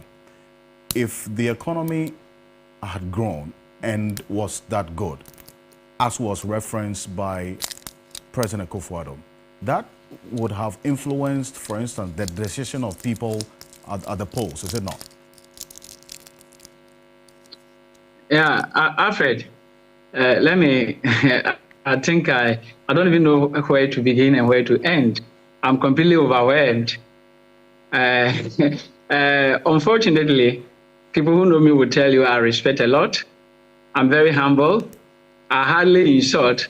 And so if the use of the word ignorance is something my colleagues don't like, I'm very sorry. I think let me apologize for the use of the word ignorance. Maybe I should have said factually incorrect. And most of the things that my colleagues said, that was what they were pointing at.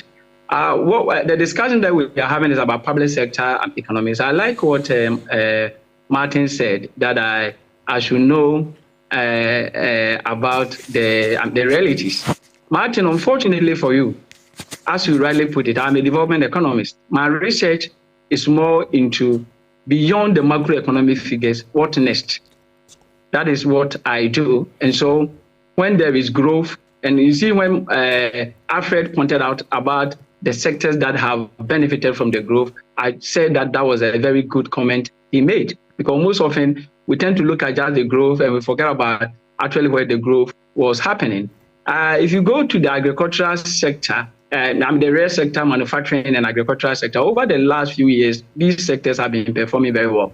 If you look at the Ghana Services data, you realize that agricultural sector, manufacturing, telecommunication have been contributing well to the growth. Especially my case has always been with agricultural sector. As I speak with you, I'm at Jirapa, and I'm here because of livelihood empowerment against poverty. And so my work has always been on this. And so it is very unfortunate for Martin to teach me what I should do. I forgive him because he doesn't know me. When Martin insults me, it is okay. But he feels insulted when I said he was being ignorant. He referred to me as someone who cannot think because I love MPP so much. And nobody complained about that. And yet when I said he was being ignorant, he said I've been insulting everybody. Again, don't catch me. Yes, I'll make you. I'll actually have you continue. I want you to. I'll make you continue your point. Quickly. But yes, to say that he made you. The professor who also said, unfortunately, while he was accusing me for using the word ignorance, he went on insulting me using very I mean, those words I don't want to actually talk about. And so you don't. When somebody does something, I want to correct this. So if you say that Prof. Khalid was insulting you, exactly what did he say? And then you make reference to. You make reference to Martin people saying you can't. Let me come in. I don't think sitting here, any one of us heard him make that statement. That's what I want to find out from you. Yes. Alfred, I wouldn't have described ignorance as an insult until they told me it is an insult. Because when somebody, let's not belabor the point because you have apologized. Yes, go ahead and yes, make your substantive point. Yeah. So we are all guilty of the insult. If you call my ignorance as insult, then we are all very guilty. Alfred, so the point you were making is really very important. If you pick the sectors, the growth, the so-called 6.3% growth rate. If you pick the sectors, then you see agricultural sector doing very well. Of course, last year, crop sector didn't do so well. And for the past 2 years, cocoa sector has also not been performing. When we talk about agricultural sector, we are looking at so many things, crop production, livestock, we are looking at cocoa, and all those others. And so cocoa, yes, hasn't been doing so well at all. Yeah, but the crop production, except last year where the rainfall pattern wasn't so good, has been doing very well. If you look at the last few years, the crop sector has been doing well. And this is where the poor are. And so I have been describing the growth that we have been experiencing in recent years as pro-poor because where the poor are, that part of the economy has been doing well. Alfred, let me quickly go to the industrial economy. When we talk about the industrial economy, so every economy has three sectors. Primary sector is agricultural sector, industrial sector, that is the secondary, and then the tertiary, that is the services. If you pick the industry, we have construction, we have water production, we have electricity, we have manufacturing and all the others. Alfred, you were making reference to construction. Yes, construction, government has not done so well, and this is over the years, not only the last few years. Payment of contractors, it has been very poor, and some of us have always been talking about it. Yeah, but what the Ghanaian contractors do is not the only thing we describe as construction. If Jodonfe is able to put up a house, I agree. I don't think I contested that point. I was quite clear. I was quite clear in doing that distinction. That if we talk about the construction sector growing, to the extent that yes, the construction sector contributed to the 6.3 growth rate, and it has to trickle down and reflect in the real economy. If Ghanaian contractors have not been paid, that growth of 6.3% contributed by the construction sector cannot be testified to by Ghanaian contractors who are owed almost 35 billion cedis. That's what I'm saying. That's the reality they are faced with. No, you are very right. And then the tertiary sector as well, telecommunication has been doing very well. Unfortunately, the capital for that sector is mostly foreign owned, but then a lot of people are affected. Where I am now at Jirapa, you see the Momo and all those people involved with this particular sector.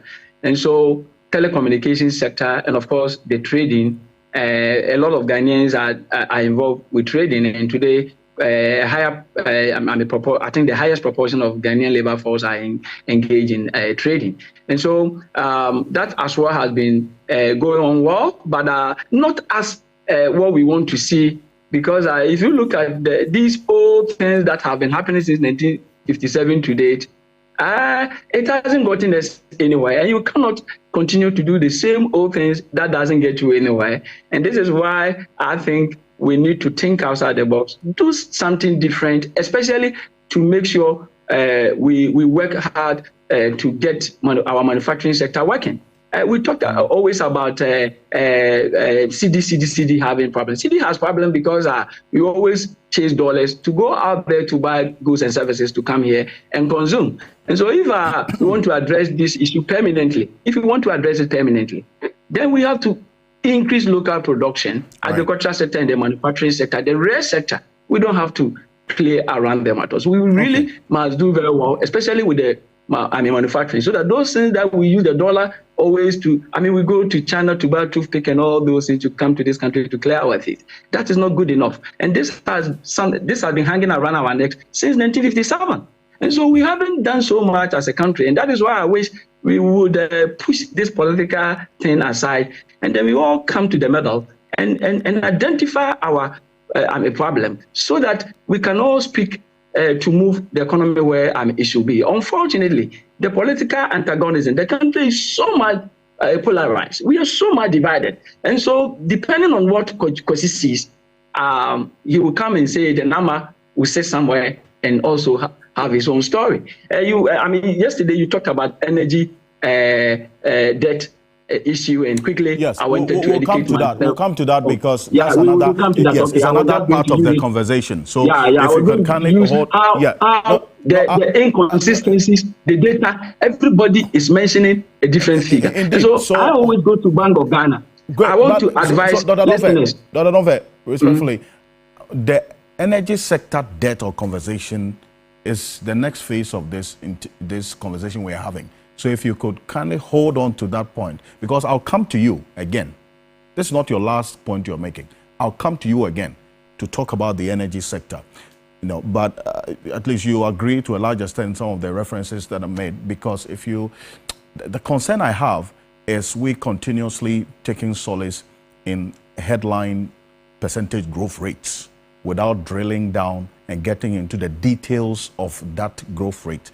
So if we mention 6.3% growth rate in 2024 end of year, and that's what was handed over, and so the economy is doing well, is that reflected in the lives of the people? And that's where the concern is. And Dr. Donfe, respectfully, Dr. Jackson. Yes, I think that you agree to an extent. They're talking about that. Yes, I'm only saying to you. Please, can I make a point before you move on? Briefly, can I make one point? Alfred, the fact is that it's unfortunate that I'm being boxed into, I'm being boxed somewhere, and the tag is that I talk only about macroeconomy. Mr. Jackson,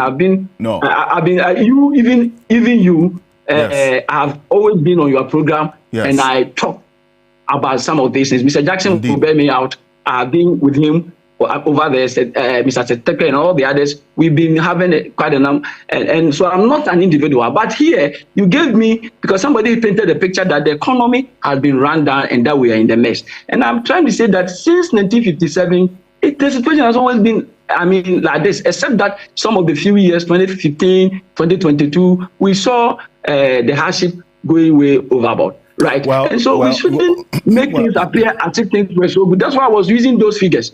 And that's what I was saying. I think that we're all saying the same. But if you're saying that we shouldn't create the impression that that's all is well and it's all good, then you agree that the 6.3% growth rate we're talking about today, as the former President Dankwa Akufo-Addo referenced, that is the growth rate he's handed over to John Mahama. It's not that one that we should be excited about entirely, especially because the details of it does not trickle down to the real economy. And this is where I bring in Alfred Appiah, who is a data analyst, because we've been talking about data this morning. He's a data scientist who's been mining the data in respect to the state of the economy. Dr. Donfe, as you've been referencing. Alfred, good morning, welcome. I cannot hear you. Hello? Hello, can you hear me? Yes, I can hear you. But Mr. Jackson, you want to make a point very quickly while I connect Alfred. Yes, you have to make a point very quickly. Okay. Yes. I have to leave, so I just want to make my concluding comments. Okay. That overall, my impression of the State of the Nation address was that the problems were addressed clearly, and the dire state of the economy was expressed. And the president definitely said the right things in going forward. And we are cautiously optimistic that things will get better. But let nobody ever think that we are in a good space now. People are suffering. I don't know how you classify a 14.1% unemployment rate. And in fact, that even hides the fact that amongst women, it is 17%. So if you take any 100 women, 17 plus of them are unemployed. That's horrible. The statistical service will tell you that 68% of all Ghanaians are in vulnerable employment. And this is the statistical service. It even said last month that our ability to create jobs has actually declined dramatically. So we are facing the specter of further unemployment. We are facing, so nobody should think that we are in a good space. Nobody. And the fact that the president articulated this clearly, the fact that our cocoa sector is in trouble. So we are worried about the holding the value of the cedi. The fact that the specter of doomsday is still hanging over our heads. Our state enterprises are in a mess. And we could go on and on and on. Bottom line, things are tough. But we are cautiously optimistic. Thank you. Well, and thank you. And Alfred, if you can hear me, hello? Alfred Ocansey is our data scientist. Let me also acknowledge that Dr. Boama Otokono is with us in studio. So as an agronomist consultant, he's also an economist, and he's just replaced Professor Khalid, who has had to leave us. But Alfred, Alfred, can you hear me? Yes, I can hear you. Now, what does the verifiable data, that is public and all our viewers can access, say about the state of the economy? Yeah, so if I could make a quick point about one of the earlier discussions about the pandemic, right? And because I know that has always come up about how the pandemic impacted the economy and all of that, right? And I think, of course, like undeniably, the pandemic impacted economies all over the world, right? But I think it's important for us to understand the extent of the impact, because we cannot just say that, yeah, the pandemic impacted Ghana, and so we're trying to blame a lot of the fiscal mess that we are in to that, right? So on the screen, I show, I don't know if my screen is showing, but I'm looking at the IMF data for Sub-Saharan Africa, right? If you look at Sub-Saharan Africa and look at the fiscal balance, right? The fiscal balance of countries in Sub-Saharan Africa over time, what you notice happening is that in 2020, right, Ghana's fiscal deficit to GDP was about over 17%. It was significantly higher than the rest of the countries in the sub-region. And then when you look at how far Ghana deviated from the regional average, right? So then the question is that how did that happen, right? Because what did Ghana do? Yes, of course, revenues were impacted, right? But even when you look at countries like there were countries where their revenue impact was even higher than in Ghana. So for example, in Cameroon, in South Africa, in Nigeria, they saw larger drops in revenue relative to GDP compared to Ghana, right? But then when you look at the deficit, right, how Ghana's deficit significantly deteriorated compared to the rest of the region, then that should pose the question, what did Ghana do? Right, what happened in Ghana such that its deficit depreciated or deteriorated like that? In fact, the IMF itself, when it did the initial assessment, it was pointing to COVID and pre-existing vulnerabilities.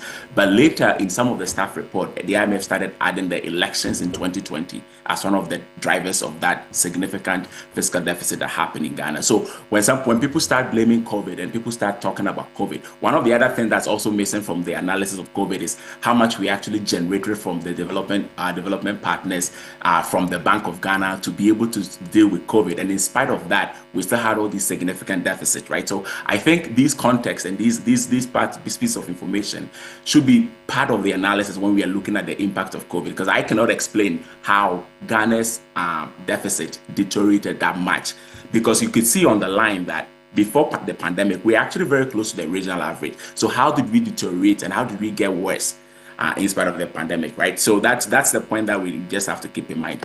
I think on the point of the state of the economy, I always say that I also find it surprising that people just want to rely solely on GDP growth to make a point about whether the economy is in the good shape or not.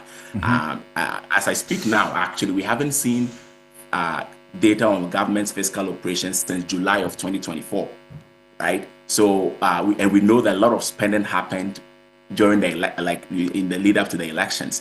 So when the new government says that the situation is worse than they thought, right? We publicly haven't actually seen data on how much the fiscal deficit is now. And it's interesting that the people that have responded to the president, like I know the former Minister of State at the Finance Ministry responded, none of them actually provided data on the fiscal situation, right? They've all referred to things like gross international reserves, referred to GDP growth and all of that.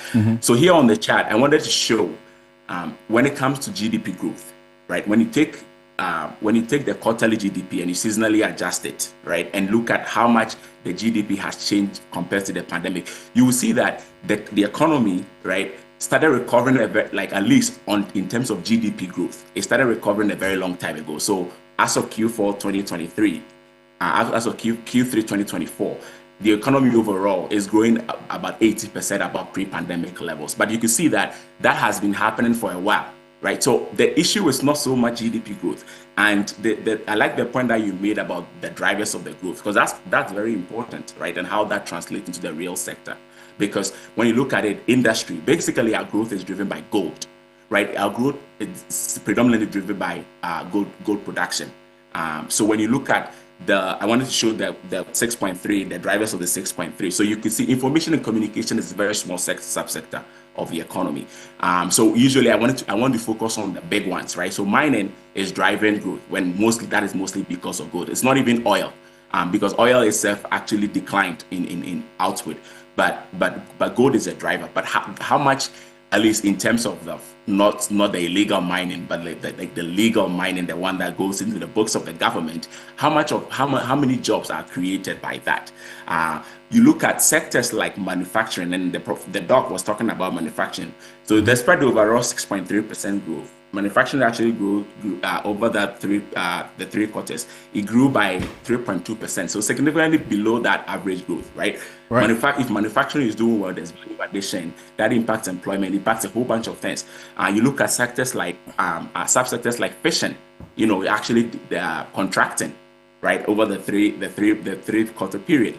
So that of course has implications for food inflation, right? Because we know fish and stuff is a significant part of people's diet and all of that. Crops also growing below the average, livestock growing below the average. So no, it's not surprising that food inflation is that stubborn, right? And it's remained very high there. But I think economic growth it's just one thing. It's just one dimension when we are looking at the economy. What about the indicators that actually impact people's pockets? So you're thinking inflation. You're thinking inflation is stubbornly high to the point that, of course, so purchasing power is getting eroded all the time, right? You think of interest rates. Right now, we know that with the new government, the treasury bills rate is coming down and all of that. But you could see that interest rate is significantly high.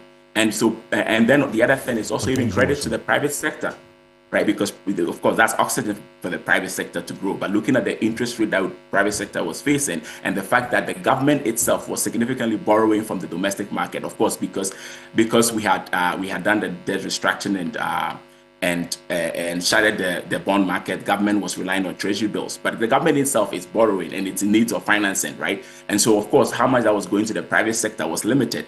So when you look at all those dimensions, right, and we haven't even seen data on the fiscal situation itself. We knew it wasn't good. I've seen that the former finance minister, for example, I said, they left behind a decent deficit. But what does a decent deficit mean, right? So we need to be able to see all that data. So I don't think anybody can just rely on GDP growth to say that the economy was in a good shape, because there's so many other indicators that actually impact people that tells us that the economy is in a terrible shape. I see.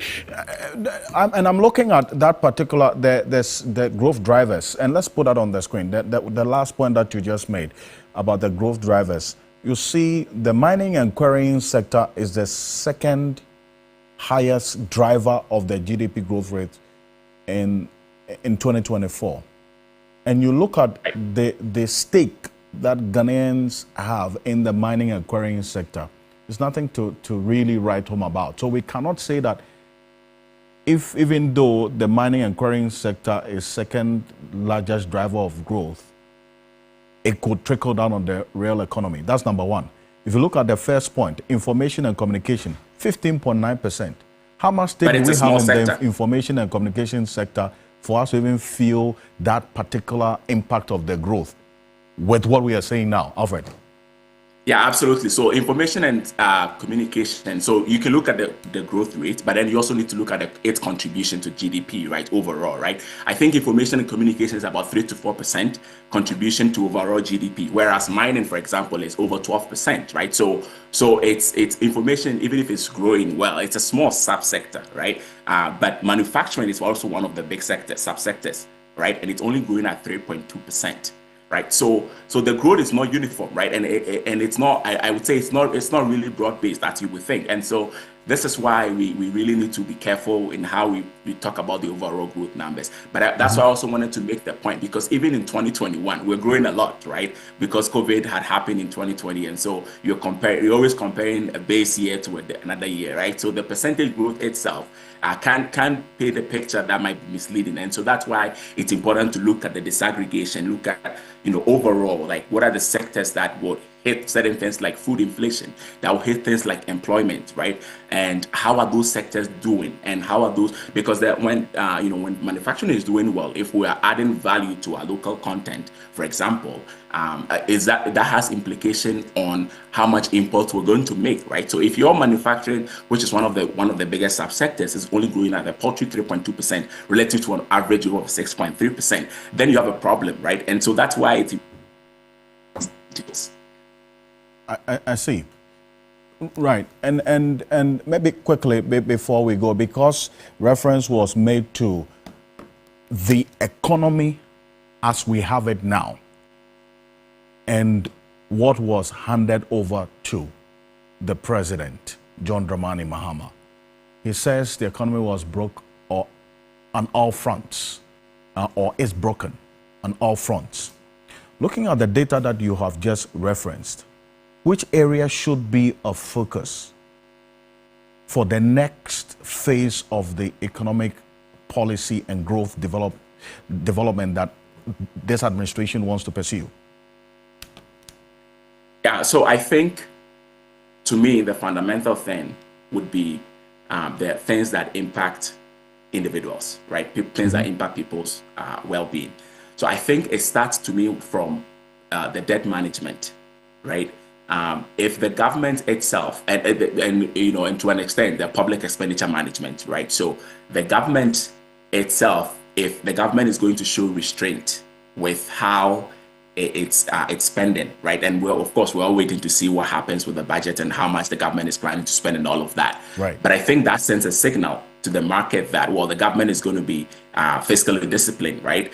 And then that then would impact, generally then lead to the generation of impact for households, because if the government is not borrowing so much, right, maybe there's opportunity, because now the government has been rejecting a lot of money on the treasury bills. The government gets offered a lot of money and then it rejects a lot of it, which is contrary to what was happening before, because before the government was not even able to meet the targets, right, from the treasury bills. And so now there's an opportunity for investment in the private sector, because all that money that people have, all that liquidity that people have, what's going to happen to them? So I think that the government itself can show leadership in terms of expenditure management, in terms of debt management, show that it is willing to be able to tighten its belt. I think that sends the signal, and that potentially could drive down interest rates. If that drives down interest rates, that could then impact borrowing, and then maybe households will be able to borrow at a cheaper to support consumption and all of that. Potentially that could have implications for inflation as well. And so I think to me the debt management and the expenditure management is very, very, very, very important. And of course with government's own procurement practices as well, because we also know that the data tells us that procurement is one of the ways that there's a lot of waste and all of that. So the government has to show that leadership, right, to say that we are going to be disciplined. and so and send that signal to investors as well. And then I think if we do that and be able to bring down the interest rates, I think that would have implications for inflation and then households will be able to spend. Because I don't think it doesn't help to have government expenditure, for example, driving GDP growth or driving economic activity. I think that a lot of this has to be private sector. But how do you get a private sector when you have interest rates still very, very high? So those would be my initial focus of like debt management and expenditure management. On the screen, what's the source of this data? This data is from the Ghana Statistical Services. That's a Ghana Statistical Service. Is public and it is verifiable. Yes, so everybody can go to the GSS website. I can even give people the link, but I mean it's under the national account, so you just have to take the growth and then average it over the. This is the average of 3 quarters. We don't even have the final quarter data yet, Good. Right? And I do this because I want us to carry our viewers and listeners with us every step of the way. So as we give them this data, give them the source, they can check it themselves as well. So this is verifiable. But then that leads us into the next point that you make. And we're going to run up on this part of the economic conversation because we're leading to the next issue on the energy sector. The way forward, fiscal discipline. The president was clear on that. What are some of the areas that, Council, you want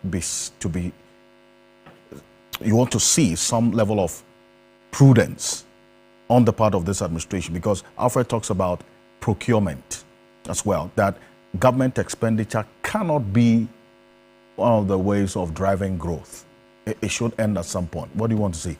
Yeah, that's good. I support it. And so basically, when we are saying the fiscal discipline, what are we expecting? That government will take measures that will ensure sustained, smooth monetary operation and long-term fiscal conditions. So when we say this, in simple terms, what are we saying? That government should avoid excessive borrowing. Yeah, we all know how excessive borrowing has led this country into chaos. You read the Bank of Ghana statement that in 2021, government did an expansionary approach. They kept borrowing and spending when it didn't make sense. It's the governor of the Bank of Ghana at the time, and Addison himself, who put it out there, right? So, and yet citizens couldn't fight the government enough to keep the government in check. So that is exactly what we want to stop. And the president said all the right things that he's told the finance minister to cut down, so that we are avoiding excessive borrowing and debt accumulation. Then bring it to the barest minimum for the ordinary Ghanaian. What we are expecting is that, like we said before, please, President Mahama, no more fresh V8s, no more 3 cars for a minister, V8, pickup, and saloon car. No, let them have the old ones that have been used. And also, we've said that the V8 should be used when the minister has to go on a long trek outside Accra. But within Accra, saloon car. Even though I don't have much in common with Fufuriata, but at least at a point in time, he said he was using only a saloon car. I mean, the finance minister. We know we disagree on his company making money all this whilst government was being mired in debt. But I want to make the example where he decided to use a saloon car in Accra. And also, it's good Dr. Tukono is here. You've bought your private cars. If you come into government, you can continue to use. And we all know that even in government, the plain truth, what we don't usually say much, but which we must say so that people understand. There are lots of gifts in the system. People give gifts, which we are not able to control now. So when you are wise, then you know that, oh, I've gotten gifts that currently OSP cannot come after these gifts because our systems are weak. So the wise thing you do is to then reduce how much you take from government. That's the thing. You know, before, Dr. Kwabena before, when he was finance minister, he said he didn't take his salary. Oforiatta didn't, except Oforiatta there, we caught him taking government money because Data Bank was making money all the time that we borrowed. So his is a bad example. But he also stayed away from his salary. And look at Godfrey Dami, last week, as a result of the statements we made here, when he reacted to Dafia McPauston, Godfrey Dami is also on record to have stated they've published in the Daily Guide and then Crusading Guide that for the 4 years he didn't claim rent allowance, which is commendable.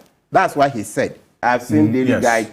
He said Godfrey Dami, former Attorney General, says for 4 years he didn't take rent allowance. He stayed in his house. We have a copy of that statement. So that's commendable. So Dami, at least you see, when you do something good, I'll come out to commend you. But the moment it's bad, I'll be against you. So if you do 100 bad things and I'm saying you are bad, it's not because I hate you. When I read this, I said we should mention this and commend. And also his car. He says that all the time in Accra, he was using his personal car. That's what we should do. Because, Dami, not because listen, you are just being too good, but the wisdom is that you got gifts. I mean, people get gifts. As for the gifts, anybody who comes to deny that, that will be war. You get lots of gifts. We go around here, we see. But currently, like I said, the system is not strong enough to track those gifts. So what you do is that a lot of the things that are due you officially also give up. Then it's like you are giving the Ghanaian people a discount. Give the Ghanaian people a discount. So all we are saying is that let's reduce the spending. Let's reduce the salaries of the state-owned enterprise, the salaries of the MDs. Let's cut down. Let's cut down so that we can help more of the poor. You say, and the president mentioned the agri. I said, Dr. Tukono, you are in charge of your advice on agribusiness and agriculture, right? Yes, please. What we are saying is that, will you be in charge of at least following up so that President Mahama's visits to his farms bring more of that? Let people, citizens, see that here is a president who farms. Mental Kando, I've been mentioned that example. I see Apia Kubi is also walked in. Apia Kubi is also a farmer. Let's show that more to the youth so that when the youth see that even the big people are into farming, we will not stigmatize farming. Because look, for every day that we are unable to feed our citizens, it's a shame on us. It just tells you that we can't think. Yes, for every day, and I keep saying that every day I come here, we will mention this inability to feed ourselves. It's a shame. We are importing so much food. Look, the president referenced $300 million that we use in importing what? Tomatoes. We all know how rice importation and vegetable oil.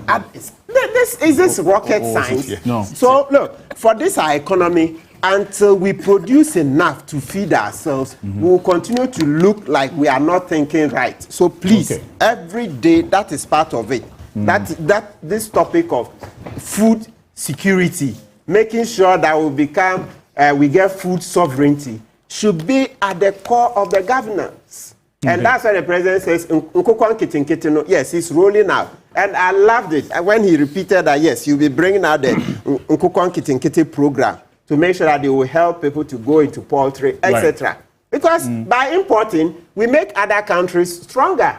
We export jobs to them. Meanwhile, over 2 million youths are unemployed. Graduate unemployment.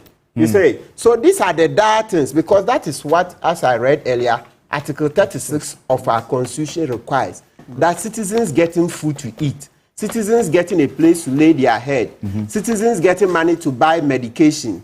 These are basic, and clothing, basic, and create enough jobs. Otherwise, once these are not done, then it means that the government is not good at governance. If you can't go by Article 36 of our Constitution, 1992, to ensure that you give Ghanaians basic rights, food, shelter, clothing, and give sustainable employment, then you have done nothing. So we don't need GDP. Like we've always said in Ghana, for over 30 years now, it be inflation, we go chop. It be GDP, we go chop. We want what? Proper growth, proper jobs, not jobless growth like we see in the mining sector. Yes. So everybody says that agriculture is the way to go. That's what the experts are saying. And you saw the data showing that agriculture is the second biggest contributor to what? Real GDP. And it's always been. You know, until about a decade or so ago, we're basically an agrarian society. Then we became a service economy because the services sector took over. But when it comes to real jobs, we know that it's agriculture. So what are we doing if we are not doing enough to bring impactful growth in agriculture? Remember earlier on, I mentioned to Dr. Donfred that what were we doing? And then he said the government was doing some projects, etc. But the question is that what is the impact, the end result, not the attempt, the end result. You know that Ghanaians like perfumed rice. So are you cultivating perfumed rice? You know that Ghanaians like certain vegetable oils. Are you taking steps to produce those here, etc., etc.? Perfect. Right? Council, appreciate you for this. And as you indicated, that statement from Godfrey Yeboah-Dame, the former Attorney General, and some of the references that you made, also, we did indicate last week and repeating that that portion of that statement regarding the bodyguards and the number of military personnel that he uses, what we referenced last week was the one that you know. Yes. That one soldier that follows him. Yes. Any other contrary fact or that's opinions, I beg your pardon, any other contrary opinions, we don't know that. Yes. Okay, and so we cannot also be associated with that until those contrary facts are provided. I just wanted to make that because you make reference to that statement that he doesn't let me also say good morning vehicle. to Alexander Apenyomakin, the minority leader. I know he's watching us right now, as he does every Saturday. Also welcoming in studio is the former immediate past NPP MP for the Asante Achim North constituency, the friend of this platform, especially this show, is a private legal practitioner. He's a member of the NPP. The Honorable Andiapia Kobi is with us in the studio. Good morning. Good morning, so much Alfred. for joining us. Let me state here and now that I'm here in my personal capacity, not representative. Yes. And that today you will reveal the identity of the businessman. Hold on. So you reference him that you are all the time. Agric. You say you are into agriculture. Yes, I'm into agric. And this man, he is my neighbor. He comes from the town next to my town. Okay. I see. He enjoys not disclosing his identity by association with the township that produced him. Oh, are you sure? So today, are you sure about that? And again, I have severally stated on this platform that I'm a farmer. God being so good, he is now in charge of agriculture. And I respect his hand in my project. So that when I come here the next time, I will refer to his performance in my project and then look at the progress of the project and the justification in his appointment. So take this sentence very seriously, because at the time that we come here, family and friends, nevertheless, to engage in I have family invited Martin severally also to come to the farm. By he has been so lazy. By end of the year, he has not accepted the invitation even up to now. So thank you very much, and I say congratulations for everybody for your contributions, and the emphasis is that I'm here in my personal capacity. Perfect. Now, Dr. Otokono, well, let's round up on this great conversation because I need to move into the energy sector that Ben Boachi is joining us on Zoom. He is the Executive Director of the Africa Center for Energy Policy, ACEP. Okay, so Alfred, first of all, I'm a little bite on the conversation on the general economy. And I think that this morning, our friends you've spoken to, particularly Dr. Donfred, is it Dr. Donfred? Yeah, Donfred. Yeah, but please, let me give you one attempted. Are you the time allocator? No. And reference 36 to 36.3, 36.13. Yeah. Okay. That is for my good friend. Okay. You have a responsibility to ensure that agriculture flourishes. Yeah. Please refer to it. Yes. Thank you very much, Honorable. So thank let's you. read it for you. Oh, I thought when you read it earlier, I heard you. So No, the 3 is agriculture. That is why I wanted you to know your constitutional power. The state shall take appropriate measures to promote the development of agriculture and industry. Thank you. The Constitution. Very well noted. A combination of the two. Very well noted. So, Alfred, I just wanted to take a bite on the discussions on the economy, the general performance of the economy. Indeed, as economists, there is a reason why the economy, when it comes to GDP, is broken down into subsectors. And there is a reason why every single actor or player or subsector in the economy is very crucial. When you want to solve a problem, you look at where it matters most, where it affects the people most. You look at your country, the nature or the structure of your country, the kind of people that you have, the educational level, the job requirements of the people, the employment profile of your people, and you use that to make economic policy decisions. And so if you look at the GDP and the subsectors, you realize that majority of our people are affected by certain subsectors, particularly crops and cocoa, as was displayed, livestock, fishing, trade, repair of vehicles, household goods, manufacturing, which actually drives jobs. And so when you want to design your economic policy to respond to the needs of the people, you look at where it matters most, where it affects the people most. And so if you say the economy grew by 6.3 GDP, and so you have done well, you would be performing an exercise of disingenuity, because that does not really tell the story. And again, look at what has happened in the past 3 years, the debt restructuring that we did, and the fact that we had to save ourselves from the payments of the interest and the coupons and all that. It allows you to some space to even make some fiscal decisions that would impact the economy. But again, the 6.3 does not even tell that story, that the government was prudent enough in reallocating the resources in a manner that it will impact the people, the ordinary Ghanaian. And that is why you see that all the subsectors that impact the ordinary Ghanaian were undergrowing, and they were underperforming. Because again, we were in an election year, and the government went on a spending spree. But the kind of spending they did was not the spending that impacted the economy. And so if you have 6.3, and remember, the 6.3 is the third quarter, you would realize that in the last quarter, where the government did more harm to the economy by overspending, the fiscal performance would be revealed when you look at the fourth quarter figures, where the deficit problem would have now reared its ugly head, and you would have seen the impact on inflation and all the other aspects of the economy. It would take a lot of sound economic management decisions to restore the kind of damage that we have inherited. And I'm very happy that in the past 2 months, because of the goodwill President Mahama is enjoying, it is impacting the financial markets. And that's why, as we speak today, the Treasury bill rates have gone down significantly. You have the 91-day Treasury bill now around 20% from the original 28.9% or something. And that is very significant.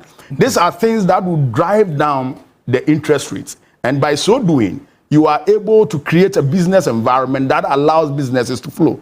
Let me tell you a story. Last year, I wanted to expand my poultry farm, and I needed some funding to expand the poultry farm. Now, I go to the financial markets to go and look for funding. And I was looking at interest rate of about 39% for the investment that I required.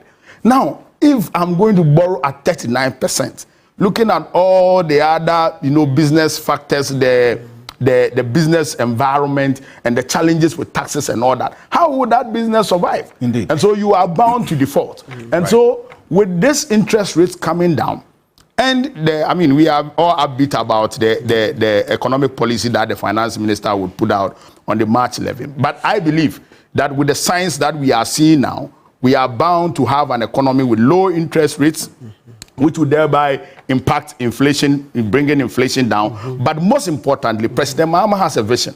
And his vision is to use agriculture to drive this economy. And that's why he spoke about the Agriculture for Economic Transformation agenda, under which the Feed Ghana program is a driving instrument, which driving instrument will target food production. And you look at the subsectors that I mentioned, crops, cocoa, livestock, fishing, all these are agriculture, subsectors, which when targeted would now drive down food inflation. Because again, our inflation, which impacts interest rates and even the challenges we are having with exchange rates, is a factor of agriculture. And so President Mahama has decided to focus more on the agriculture sector. See how we can grow more food, reduce the importation of food. Our food import bill is about $2 billion, staggering $2 billion. And Alfred, are you aware that we are spending $400 million every year to import only tomatoes? And so you see that under the Vegetable Development Program President Mahama spoke about, he mentioned tomatoes, he mentioned onions, he mentioned pepper. 300 million. Yes, that is for poultry. Poultry, we are spending 300 million to import poultry products. And that's where the poultry farm, dollars. And that is where the poultry farm to the table, program comes in. And so you would realize that President Mahama is on a mission, and his mission is targeted. His mission is to bring comfort and relief to the ordinary Ghanaian, to bring jobs to the youth, and to get the economy running again. And so I believe that with the needed support, and with the needed structural and, ethical conduct of the officers that are put in place, which my brother Martin Kpebu alluded to, we would be able to achieve this critical standout vision of President Mahama. Well, and the other one, I'll come out to you. Ethical conduct is not achieved through moral suasion, as in appealing to your appointees to be ethically moral. No, there has to be some structures, some benchmarks, some rules put in place, punitive measures as well, so that everybody will be whipped in line. This is not the first time we've seen policies announced to bolster the agri sector. We've had Planting for Food and Jobs, very detailed objectives. On the contrary, it was not detailed. Well, it was not detailed at all. You have one of the most opaque policies ever implemented in the agriculture sector. On that. Yeah. But then again, this is a policy that an administration pursued because that was their objective, to transform the agri sector. This is not the first time we've seen the NDC also promulgate some agri-related policies. At least between 2013 and 2016, we saw some policies that were also proposed. The end result of it, we saw as well. What do you want to see differently being done this time around? Thank you very much. And I'm very happy that this particular government is also looking at agriculture. In fact, over the years, succeeding governments have always brought up policies intended to impact on agriculture in the country positively over the years. And we have mentioned all kinds of policy initiatives. Yes, so, and the results that we are getting from such initiatives convince us that it is not enough to formulate the policies, however, proactive, however important, and however profitable they may be. The implementation is also equally important. And the people who implement such policies, the orientation that they come into office with, I want to believe that people will be given the necessary orientation. In fact, the drivers of the policies must themselves be knowledgeable in the formulation, and also must be committed to the expectations of that policy at least. So the orientation of the people is very important. You cannot have a policy flying in the air when people are also moving down the policy and not making it work. You cannot have structures that also prohibit the performance of such policies. So it must be, a mix of all the ingredients into the policy. So I suggest that people must be given the right orientation, so you understand what it is that you are doing. Exactly. You understand what it is that we, the people on the ground, we expect from you. The end game. The end game. We expect from you, so that you are not sitting there believing that you are the all-know-all, and therefore whatever you do must be acceptable to us. Okay. We also have our measure, and we are going to apply it strictly. And that the policy, the implementers, the institutions, the environment, all of that put together must give us the results. So those of you who are working within that policy framework, you must be alert to the understanding that there are people who are also watching you because we expect results. Okay. And if we do that, I'm sure it is to the benefit of the country. In many cases, once a government is formed, it's the country that is in operation. Yeah. So for me, it is never here or there when you say this is a white man, this is a blue man, this is a green man. No. When a policy is rolled out, it is for the nation. So all of us follow it, make sure that we apply the necessary, we apply our necessary competencies to ensure that it succeeds. Right. But again, we started by talking about agriculture, industry, trade. The three are intertwined. The success of one and the failure of the other negates the whole effort. And therefore, I will, since my brother is here, and indeed he comes from my village, so I will be pestering him since he is here. Unfortunately, the Galamsey nearly took all the lands away. We are coming to it. It's another conversation. No, we are coming in our village. Let me finish this because that is another conversation. Don't localize our problems. Let's nationalize them. And like I'm saying, Galamsey is a national issue. We are pursuing Chairman Wuntumi. No. Unfortunately, all the issues are local. Now let me finish, please. Let me finish this.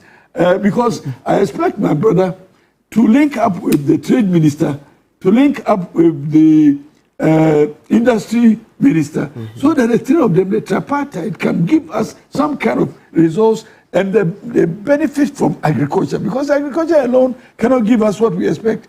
We need the industry to do the processing, and we need the trade to be able to sell it and make money. So one success without the other cannot bring us the utmost success. So please, let's kill the pomposity of office. Some people, when they go, they say, I am so-so minister, I am big. You are so-so minister, and you are small. You can't deal with me. Let's kill this pomposity and make sure that we work together for the collective good of Ghana. And I'm happy that my brother has been appointed. I will be on his neck. When you see me, don't see me as any other person. See me as a Ghanaian seeking results. You are family. Want us to do family and friends. You mentioned the illegal mining matter, which is illegal mining is another concept. And indeed, as he rightly mentioned, in my time as member of parliament in Asante Achimino, I ensured that no illegal mining occurred. The people who attempted, I personally got involved and drove them out. And this problem cannot be solved by one person. It's a community problem. My approach was that get everybody, particularly the youth in the community, involved in driving them out. And that is how I became successful in making sure that Galamsey never survived in Asante Achimino. I hear, I haven't seen, but I hear that the people, they say that the guy is not there, so let's come back. I hear some noises. I haven't been there. But please, you are hearing that there's Galamsey going on in Asante Achimino. After you left, your absence is re-engineering the Galamsey back to Asante Achimino. He's the one who is reintroducing the subject. So I'm sure that is that not concerning that if you as an MP, you put measures in place, those measures are not sustainable and are not sustainable. That I'm told that you are saying that there's loose cattle is also back. So I see but that has been there throughout your leadership. No. That has been there. We did not have any conflict. But Lawyer Martin Kpebu, this week you took an action. Yes. In this illegal mining matter. Yes. What is it exactly? So we sent a reminder to COP Faustina Kofi, that's the Director General of the CID, and IG himself, Dr. Ekufu Dampare, that the Chairman Wuntumi matter had stalled for too long. When we say the Chairman Wuntumi matter... So that's what's on the screen, eh? Yes. Right. Yes. So what's happened is that, we reported Akonta mining to them in October 2022. But through my favorite word, Kukwasa, dilly-dally, pussyfooting, they've not sent the matter to court. But this is a case that we usually call in law open and shut. I want to say open and shut, meaning it's easy. Why is it open and shut? Because three main witnesses, the Minister for Lands and Forestry, Abu Jinapo, Martin Isi, CEO of the Minerals Commission, and then the Forestry Commission officials, senior officials, have all confirmed that the Chairman Wuntumi and Akonta Mining were not given any licenses to enter the Tano Nimri forest to mine. And at the time we sent the petition, we added video footages. Erasmus Asaredonko did an investigation where he had footages of the Chairman Wuntumi mining. Over 10 football fields, the size of the land, over 10 football fields, degraded. So this is clear evidence of illegal mining. That's Galamsey. And yet, Ando Kofi and IG Dampare will not prosecute this case. The last time the Attorney General was asked about this case, that's Godfrey Dami, he said, no, nobody had told him anything about it. And the way it works, for those offenses, the police are allowed to go to court straight. Unless maybe if they needed the AG's help, then they will go there. They don't need AG. Very good, thank you. So there is an EI that we had, I mean, for a long time now. The latest one I saw is in the 70s, right? Where the Attorney General gave power to the police to prosecute offenses. Yeah. Okay, certain offenses, excluding the first-degree felonies, rape, murder, etc. But most of the other offenses... And political violence. Thank you. So the Attorney General is already given power. Yet Dan Parry and Ando Kofi are just bent on freeing Chairman Wontumi. Is that what it seems? Absolutely. There's no other explanation. Faustina Ando Kofi, CID boss, you send her WhatsApp, she won't pick up. You send a message, she won't pick up. Dan Parry, the same. Dodging us. Left, right, center, dodging us. I mean, what kind of thing? That's why I keep saying, as for Dan Parry and Ando Kofi, they must leave that office immediately. Why so? Oh, because this case is a typical one. I only use verifiable facts. My case against Dan Parry and Faustina Ando Kofi, number one, is this Chairman Wontumi case. Kaima Abu Jinapo, minister, MPP minister, comes on air. Please, viewers and listeners, you can Google it. He was not ashamed to say it. He said, no, we've not authorized Akunta Mining to go into the town of Nimiri Forest. Then, Martin AC, the same answer. Forestry Commission, the same answer. So what are we waiting for? What evidence again do we need? Thank you, Dr. And all of this was captured. All of this was captured. Yes, you see, we've stated. So this is a reminder. The main petition was 13th October 2022. So look at our last sentence here. We said that it is our firm belief that this case appears to be unnecessarily stalling. You see it? It's unnecessarily stalling. Like what we say, pussyfooting, kukwasa. What is this? My contribution here is that we appear to be focusing on the criminal trial alone, which probably would not be the only avenue for seeking redress. Even there, in the criminal jurisdiction, you are waiting for a police officer or somebody to come into a prosecution. It is a responsibility of the Attorney General to undertake prosecution of all criminal matters, albeit that such mandate is been given to the police. And we also know of a mandamus order that can come from the court of law to compel a public officer not interested in performing his function to so perform. So we should look at going so look at that if you want to pursue the criminal jurisdiction. Number two, in the civil jurisdiction, we have Article 41 that compels all of us as citizens of Ghana to protect public property and public funds. So in fact, that article is emphatic, 41F. F says, and if you add the G says that also protect citizens' well-being. So if this impacts negatively on citizens' well-being, then 41G is also in motion. And if we have criminal jurisdictional approach and civil jurisdictional approach, and we are complaining here, I'm sure we have not exhausted our remedies under the law. And I will be all too happy to support you, in an action like this. But what I'm not happy about is the separation of the person and the corporate person and the lumping of the corporate person and the human person together in the crime is what I am not happy about. You have mentioned You have mentioned Akunta Mining. As far as I'm concerned, I don't know the directors of Akunta Mining. But he knows. No. It is only where you suspect. He's a director. No, it's only where you suspect. Me, I don't know. So I cannot be mentioning people's names. But at least I have heard Akunta Mining. Again, it is only where you suspect fraud and things like that, crime and things like that, that you probably will want to pray that the veil is lifted to find the people behind it. But for now, we'll be comfortable in looking at Akunta Mining if that is the legal persona. That will not solve the problem. If that is a legal persona that is involved in the alleged criminality.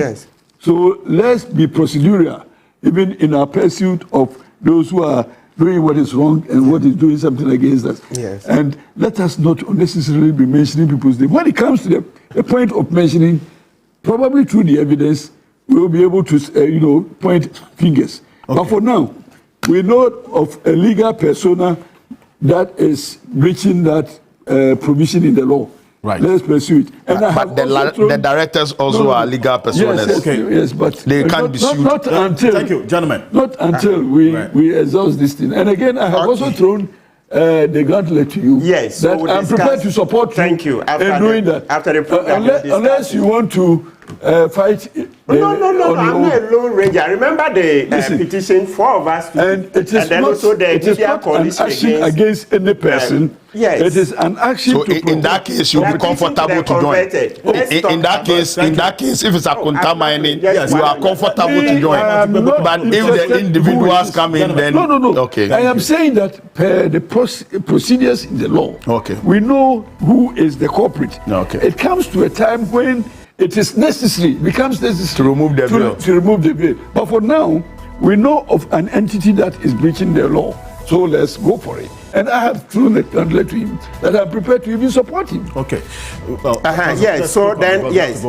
I have to. This will conclude now. Let's mention this before we move on, please.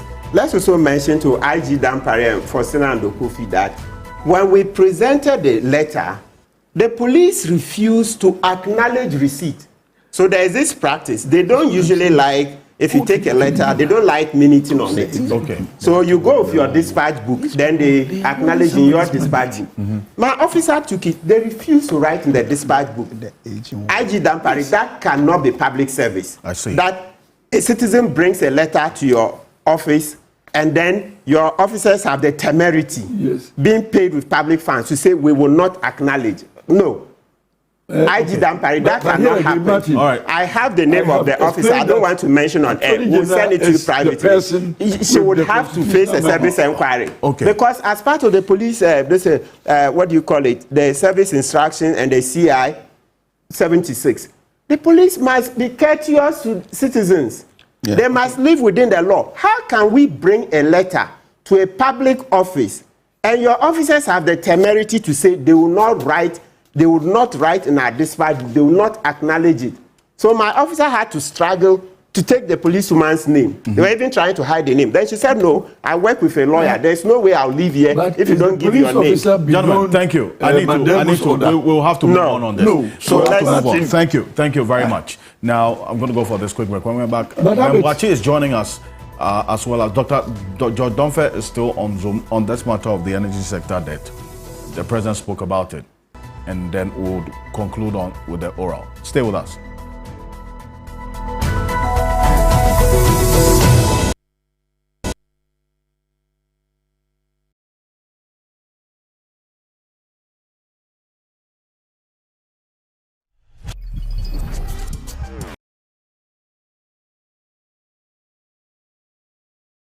Download on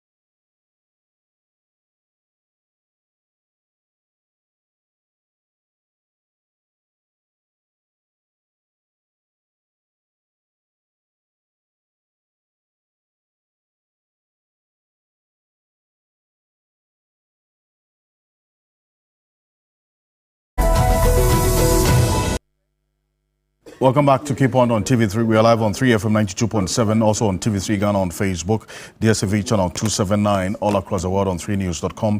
A number of your messages here. Theo says, good morning, great work with the team. I've been listening to everyone this morning, and I have realized that as a country, we need to focus on establishing a centralized data warehouse for the state. This would enable all state institutions as well as private institutions to feed their data into a single repository for various analysis. Having a single source of truth would benefit all stakeholders. As we speak, everyone is presenting their argument based on data available to them. It says, thank you very much, Theo. This one here says, Mohammed from Salaga, good morning.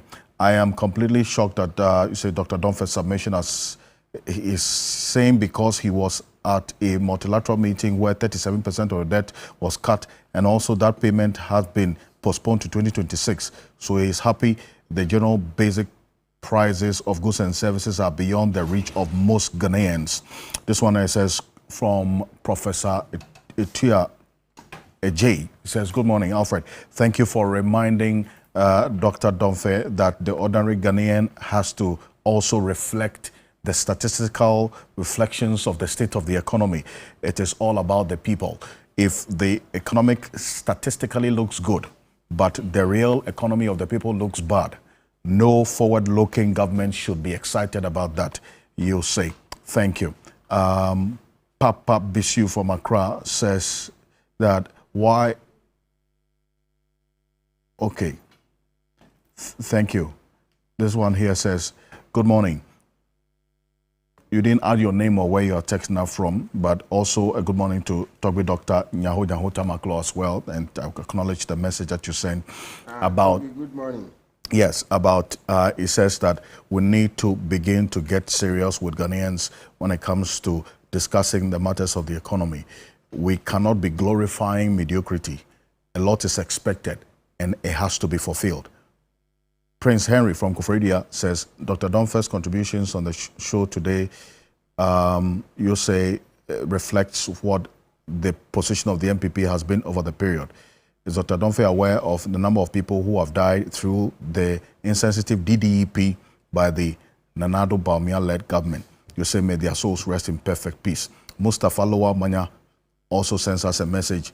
It says that this stock should have been doing better rather than justifying the Nanado performance. There's no economic problem without solution. The overborrowing for consumption together with corruption has rendered us where we are at the moment. Thank you very much. Kojo Tumboafo, who is the CEO of the Financial Intelligence Center, says, thank you for telling Dr. Domfe the DDEP was bad. Only those who look otherwise and also want to be hypocritical won't see that. When you take people's life savings to pay for your gambling, such cannot be countenanced. Does he know what has happened to some of us? He says, thank you very much for your message. And this leads us to the energy sector debt. I acknowledge all of your messages that have come through. This is what the president said about the energy sector debt. Take a look. Mr. Speaker, my administration inherited an energy sector on the brink of collapse. It was weighed down by unsustainable debt. This unfortunate situation has led to many independent power producers and fuel suppliers threatening to cease their operations. Mr. Speaker, listen to this. Despite collecting over 45 billion cedis in energy sector levies, ESLA, over the last 8 years, the outgone administration has left the Ghanaian people with an energy sector burdened with a staggering debt of 70 billion cedis as of December 2024. It is of deep concern that several state-owned enterprises in the energy sector are struggling to stay afloat, and unless urgent interventions are made, many of them will go under. Financial distress in the energy sector remains a significant obstacle to delivering consistent and affordable electricity to Ghanaians, and it poses an existential threat to our economy in general. Compounding these challenges, critical maintenance activities such as the scheduled pigging of the West African gas pipeline, WACO, were postponed from 2024 to 2025 without sufficient contingency measures for alternative fuel supply. The President, John Dramani Mahama, there on the state of the energy sector debt. Troubling. It says a number of the SOEs in the sector are on life support, literally, as we speak. And we know what has been happening with ECG. And if you look at the KPMG audit report, it only paints a partial picture, not a full picture of what the ECG debt situation is. And even with that KPMG audit report, it raises concerns about the undisclosed revenues that the former MD sought to say that it is not wrong to underdeclare, which is also one that was contested heavily. But Ben Boakye is the Executive Director of the Africa Center for Energy Policy, one of the foremost energy CSOs we have in this country. He's joining us on Zoom. So Boakye, good morning. Good morning, Alfred, and good morning to all the panelists in the studio. Thank you very much for joining us. Dr. George Donfe is still with us. Dr. Donfe, can you hear me? Yeah, yes, please, I can hear you. Put your video on, please. We cannot see you. Yes. Thank you very much. Now, what was the issue really about the position that the President put out about the energy sector debt? Reason why you say we have to have consistent data about the energy sector debt. Dr. Donfe. My brother, let me say thank you again, and let me quickly say that I'm always at loss as to who is telling the truth. If you look at the data that I have here, I see that when President Kufuor was exiting, the total energy debt hovered around $1 billion. It was 900 something, almost 1 billion. And what leaves me very confused is the fact that John Peter Amewu says that they inherited a total energy debt of 2.63 billion US dollars. At the same time, he says that John Jinapor also says they rather left 2.1 billion US dollars. And now let me pick Honorable John Jinapor's figure for 2016, energy debt of 2.1 billion. That tells me that energy sector debt is a problem to Ghana, and we cannot limit it to just one government. And this is just one of the things I was trying to talk about in our earlier discussions, that we shouldn't paint the picture as if all was well and now things are not well. If we do that, we are not doing justice to those who are listening to us. But the truth of the matter is that the situation has always been very horrible. And now we are told currently that energy sector debt, according to John Jinapor, is 3.1 billion US dollars. Nana Akufo-Addo, in one of his public addresses, also said that it is 2.5 billion. Now, President Mahama tells us that it is 4.8 billion. He could use Ghana citizens as 70 billion, which translates to about 4.8 billion. And so with all this, so you have energy minister of President Mahama saying 3 billion. President Mahama himself saying 4.8 billion. Then Nana Akufo-Addo, who just left the scene, saying 2.5 billion. Which is which? You know. But when I look at all those figures, what I want to say is that it is a problem. So energy sector is a problem. And many have said that ECG and other energy providers have not been too efficient. How do we make them efficient as a country so we can address this problem? Is it that the public is not paying for the right price of energy? Whatever that the situation is, I wish a committee is set to sit down to go into some of these issues. We are very fantastic people, energy experts in this country. I am not one, and I will not claim to be one. But we have quite a number that I know. Why don't we sit them down, push this politics aside? Because even if these figures are anything to go by, if you pick Honorable John Jinapor's One, the fact that they inherited $900-something million from President Kufuor, and 8 years they pushed it to 2.1, and now they have come to meet 3.1. It is still not a good story. It means that their 8 years was also very horrible, just as we are still also struggling with the energy debt. And so how do we address this? This is what we should be talking about, and not trying to talk about what is happening today when what happened in 2016 was far worse. And this is a point I was trying to raise in our morning, discussions. Things have not been good. 2016 was not good either. We still having, the problems and quite a number of challenges that everybody knows. And so how do we get around this problem? How do we address this problem so that there wouldn't be another situation where instead of us discussing another thing, Alfred Ocansey calls Jodonfe, and we are talking about energy sector. It has been with them for so long. So there was toll levy, whatever. They've done so many things to address this problem, and still the problem is still hanging. Can't we solve it? If you can't solve it, then I don't understand what is wrong with this. Because you have a problem. Let's face it as it is. If it is the fact that consumers are not paying for the market price, let us get there. Let's get consumers convinced that once you pay for the market price of energy, we're going to deliver, we're going to give you what you need so that, whatever that you pay, whatever money that you pay will be worth the services that we will provide, so that there will be no doom, so that energy sector levy that we've been talking about wouldn't be, another problems. It wouldn't be one of our problems. And so, Alfred, I see that the government, both NDC and NPP, they've been playing around the issue. They've been doing their usual politics.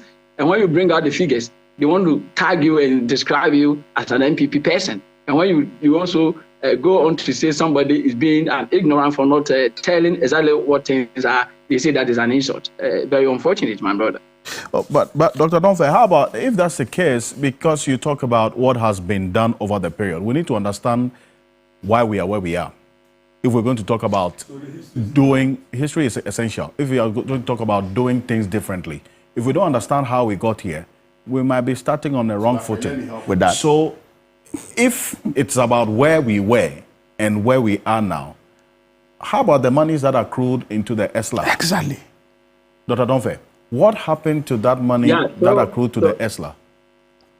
This is why I'm saying that we really need to, if we can get experts, we put them together. I'm not an expert in that area, and so I'm not able to answer that question so well. If we can get experts to go into that money, this money was meant for was it used for the purpose for which it intended? Was it used appropriately? We have the figures, and we have individuals who were in charge. So we shouldn't run away from this problem, And if indeed they use the money judiciously, as it has to be, then why have we not solved the problem? Is it that consumers are not paying for the right market price of the energy? Should government come in to as it were, pay part of what consumers are supposed to pay? I believe in, market economy. I believe in the potency of market. But sometimes, if you look at our environment as small emerging market economy, we have to also tread cautiously when we are trying to go completely capitalist. And so sometimes I have problem with some of these capitalists. Right, thank you. But because I mentioned the ESLA because it's essential in all the entire conversation. If over 45 billion cedis accrued in the ESLA, and we need to account for how that money was used, it's important if we want to know how we got here. Dr. Tokono, quickly. And Alfred, let me help with what Dr. Donfe is struggling with, the diagnostics. Because most often we are quick to obfuscate the issues and enter the realm of equalization. We miss the point and we fail to do the diagnostics properly, and that's what probably Dr. Donfe is struggling with. Because if you look at the data and having to compare what President Kufuor left and what President Mahama left and what President Nana Akufo-Addo has left, you would realize that between the 1 billion that President Kufuor left and the 2.1 billion that President Mahama left was an additional generation capacity of over 2,700 megawatts of generation capacity. And that meant that with that level of investment, you would accrue some energy sector debts. But most importantly, because of prudent management of the economy and smart policy solutions, the President Mahama administration introduced the energy sector levy. Okay. So the ESLA. So the ESLA was brought into place so that we would be able to use that to manage the debt that had been accrued based on the investments that were made to solve our energy crisis between 2013 and 2016. And so that's why we landed in 2.1. And when President Mahama was leaving, in the ESLA, he left $250 million. This money was supposed to manage the debt because, you see, the debts also matured at certain stages. So at the point where we had left the $250 million, we had left it so that it will help the new government to manage it. Now, see the interesting thing that happened. Our friends in the MPP had castigated us against the ESLA. They said they were going to even abolish the ESLA. They were going to collapse the ESLA. They didn't do that. They incidentally collected 45 billion Ghana cedi more and yet did nothing with that investment and still accrued a debt of 70 billion. Now, let's again analyze the components of that debt. The components of that debt is not the addition of any generation capacity to our energy mix. They added absolutely nothing. I don't even recall if 5 megawatts of energy has been added in the past 8 years. The last one that was commissioned, the IPP, that was commissioned by President Akufo-Addo 3 months ago, just before he left power, was an agreement that was signed by the John Mahama administration in 2016 and was commissioned in March of 2017. Well, shortcutting was done in March of 2017. So they did virtually nothing. So if you talk about the 70 billion, it is clearly a product of gross mismanagement of the sector or incompetence. Right. And so that is the fact. Let me bring and so what we have had to do, maybe move just a way forward, what we have had to do now is to find a way to increase our performance, to become more efficient in revenue generation, revenue management, go back to the cash waterfall mechanism so that we would be able to pay the energy generation, the IPPs on time, so that they will be able to supply enough, whilst we also look at fixing our distribution inefficiencies. And so if you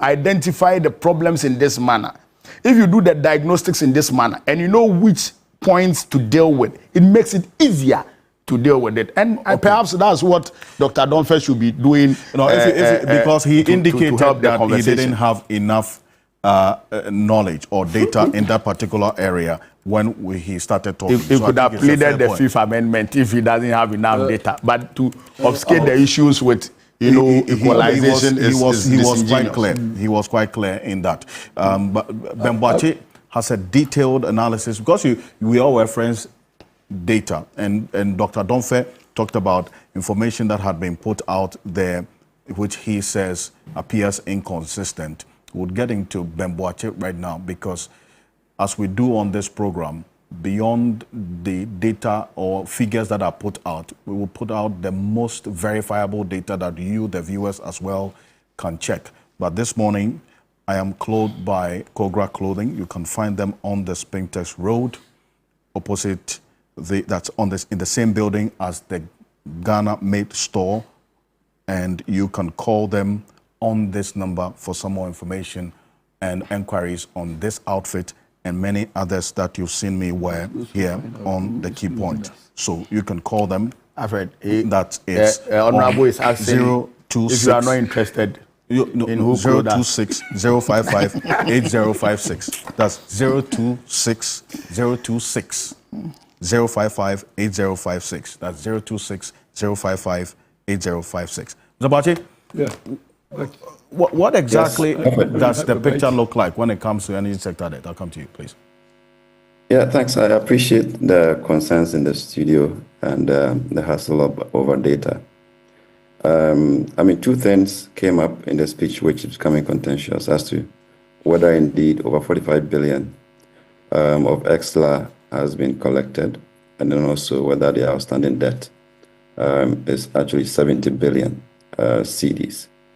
From the work we do, and that's why I agree with Dr. Bonfe, that from somebody sitting outside government, it's always not an exact science on what the numbers actually look like. It's what government tells us that we can always use. But there are some level of data that we can reference to see whether those numbers are close or out of range in any case. If you look at the ESLA, what is essentially important for us to consider is that when we talk about ESLA, it's not everything ESLA that deals with energy sector debt. And that is quite fundamental. But over time, because the energy sector was prime and most important, if you like, to be able to amortize the debt and also address the energy sector issues, it's become almost synonymous to ESLA. So if you look at the 7 items on the ESLA Act, which is a law, you have the Energy Debt Recovery Levy, which goes to address energy sector debt. We have Road Fund, which doesn't go to the energy sector. You have Energy Fund Levy, which goes for rural electrification and street lighting. You have Price Stabilization and Recovery Levy. It doesn't go to energy sector or the power sector, if you like. You have Sanitation and Pollution Levy, almost 500 million cedis a year, which is not going to the energy sector. And then what was introduced in 2021, Energy Sector Recovery Levy, because the first item, Energy Debt Recovery Levy, wasn't enough.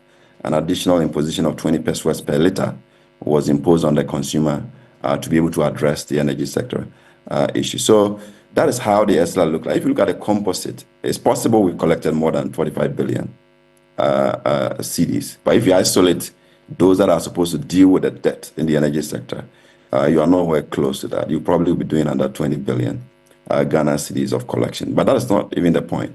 The point we made is that the ESLA, for the debt servicing, was to be able to amortize existing debt.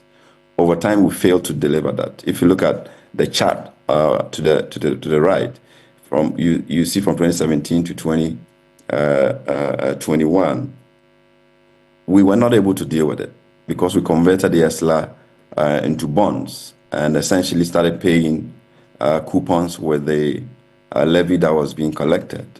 So we were far away from addressing the debt itself, but rather paying coupons because we decided to move the debt from the original holders to the bond market. So if you ask me about the ESLA today, relative to debt service and also addressing the energy sector issues, it is not available if you account for coupon payments in that sense. So we're using the money to actually pay coupons.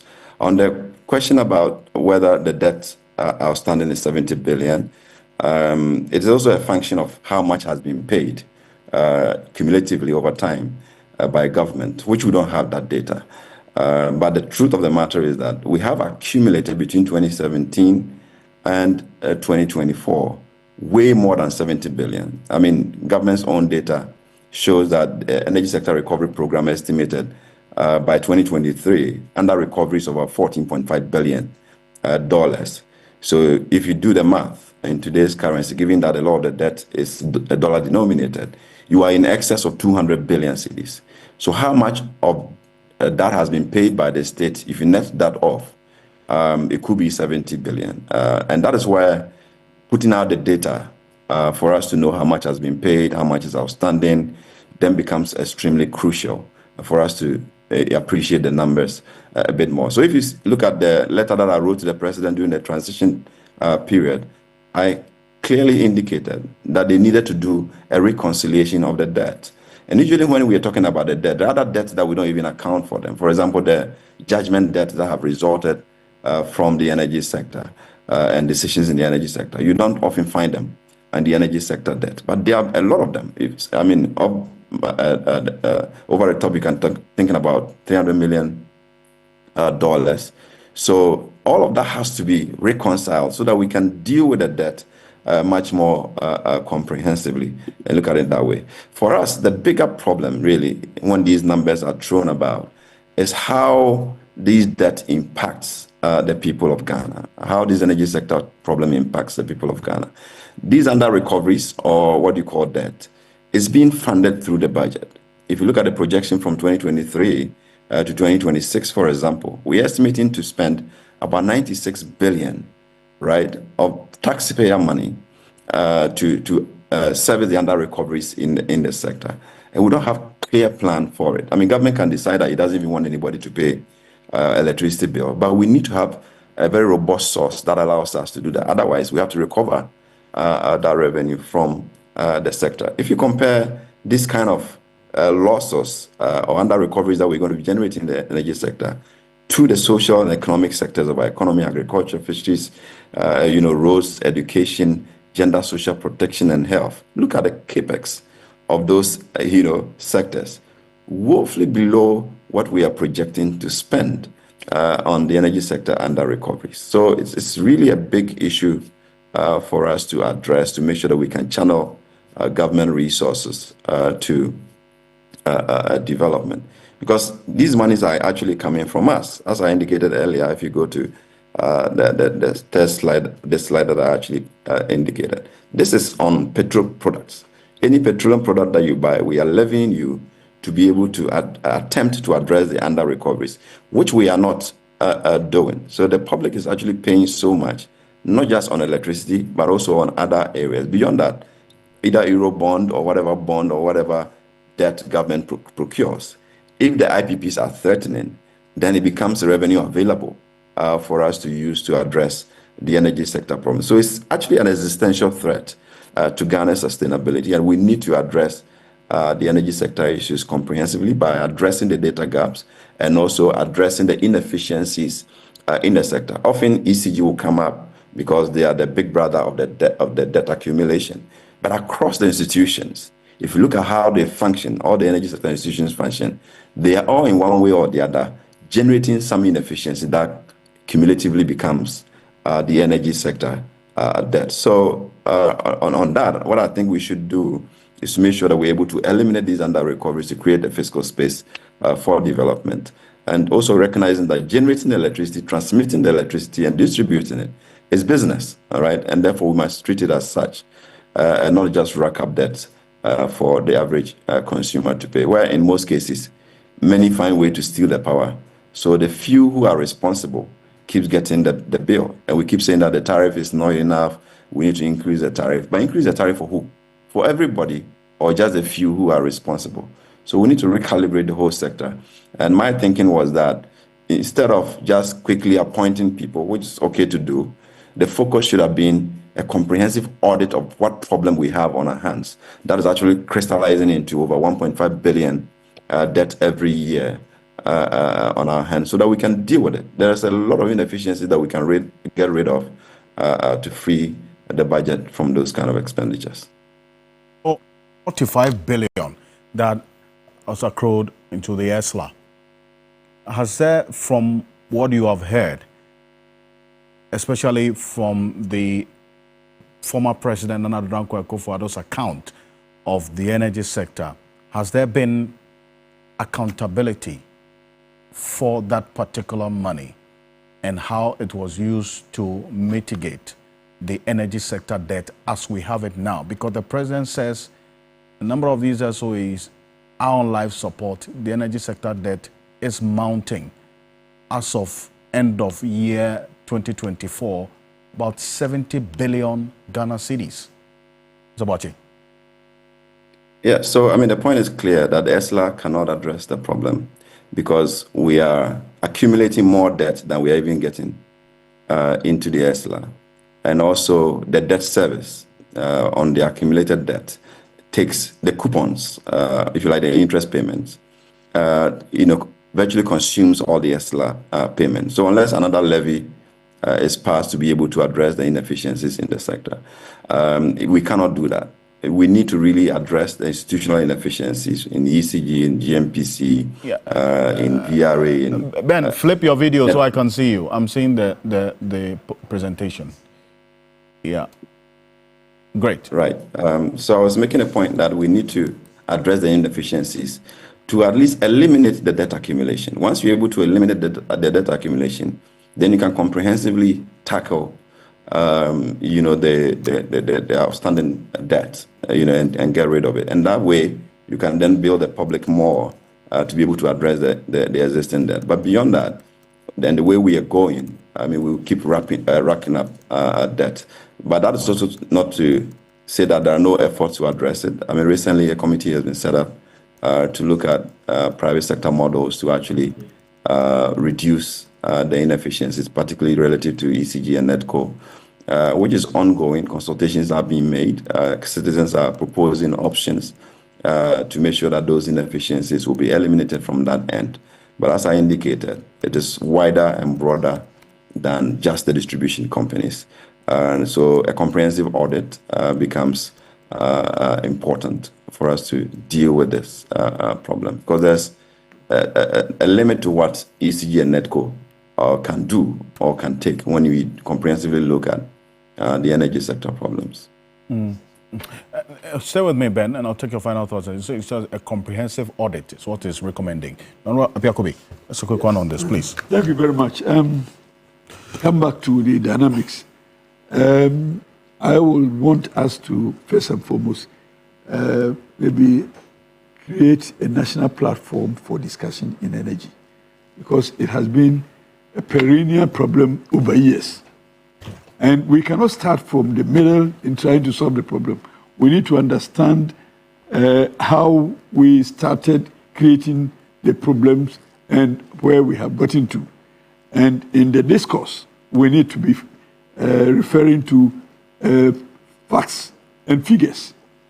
I like the poster of your earlier, I think it's Ben Wachi, yes. Ben, who gave us the shadow of what constitutes the ESLA, and take away politics and deal with the management issues. The ESLA, the percentage or the figure that goes to debt recovery is stated. Yes. And I want to believe that whoever is addressing the issue of energy sector debt must refer to that portion that goes to servicing of the debt, not the totality of ESLA, when they have expended part of it in solving other problems. And those other problems that we have used the money to solve have been identified before the creation of the fund. So you cannot fault somebody who would have diverted part of the money to solve that problem that was intended upon the formulation of the policy. Having done that, to blame them. But again, it's also important for us to note that politics is for everybody, but governance and management is not for everybody. We must understand that. So as long as you are in politics, and because you are in politics, you can be posted to handle issues like that, we get it wrong from beginning. And I would expect that, I am not an energy expert, but at least I understand the dynamics as we are discussing. But I expect somebody who has been mandated to manage that portfolio to come out and give us the figures. But as my colleague was saying, let's agree to have a common platform where we will post all this data so that we are not even fighting over the data posting, let alone the analysis. But if we had comprehensive data, verifiable and authenticated by all sources, and it is our singular data that we are referring to, then we can address the policy initiatives and implementation using the figures so posted and all agreed on. And then we can have one common discussion. But the way we have it now, the figures that my friend has been giving us, we will see somebody come out tomorrow also posting different figures, further muddying the waters. So do we want to solve problems, or do we want to create problems, or do we want to shift problems? We end up maybe shifting problems, but the problems will continue to stay with us. So let's find a workable solution mechanisms that will address all our problems devoid of the politics. And then the country can be healthy in energy policy or in energy sector. Otherwise, we are pushing problems under the carpet and purporting to be shifting problems to one another and not solving the problems. Please, I'm suggesting that sector by sector, let's have everybody's mind. Let's see ourselves as belonging to one enterprise, Ghana, and let's find solutions that are sustainable in the various sectors. We have finished election, so don't tell me that you are this or you are that. It's not important. What is important is that we are confronted with this serious problem. How do we solve it? And that, let us also not think that I can solve it because I am so. Look, it's the cross-fertilization of the ideas that will give us a hybrid of the solution. So, please, let us accept the fact that we are not all know all. And also that we are not enemies. We are brothers. After all, we come from the same families. And we have common problems that affect all of us. And then let us find solutions. I thank the... I have forgotten his name. Ben Boachi. Ben. I thank him very much. And from here, I will want to also make contact with him so I'll continue to learn more and then I can do the debate. But again, looking at the shadow that he provided, please let us concentrate on the debt management and the figures that accrue out of the debt management, and let the politicize it and let the practitioners speak more than us politicians speaking out of ignorance. Right, and that's the more reason why I brought him this morning. But which specific and let me congratulate him for... So may I? You're saying? Mr. Yes, but again, it boils down also to engagements. Okay. We have to be disciplined in the selection of personnel into certain positions. Right. Politics should not undergird our interest in appointments. Okay. So that when we are appointing people to positions of trust, they are going to hold such positions in trust for Ghanaians. Great. So let's think of the interests of Ghanaians first, rather than the sectional interests that bring people who are not probably competent in those positions. And then when they create all the problems, we watch the problems under political parties. You made your point. And we say that it is for this political party, that political party. And the culprits are not punished. Indeed. Okay. Thank you. One minute. Alfred, quick one. I think that we shouldn't miss the issues. Okay. The breakdown that Bemboachi gave gives us some insight. It may not be an end in sight because, again, data from government, suffers there's a lag always in data presentation, and so you will not always get the data on time. And even when we were going through the transition, some data that was given to us, I chaired the Ministry of Transport Transition Subcommittee, and most of the data that was given to us, with time we are realizing that the data was not what was given to us. And so the information would change, and that is why some people would want to play politics with Minister of Energy giving this figure and President also mentioning this figure, because with time, we are still in the transition process and we are getting to know the full length. As the President said, so we are still in the processes of discovery. But most importantly, let's go back to what Ben Boachi presented and the aspect on debt. No, I'm running up. I'll round up very soon. The aspect that has to do with debt recovery and what Honorable Apia Kubi was trying to refer to.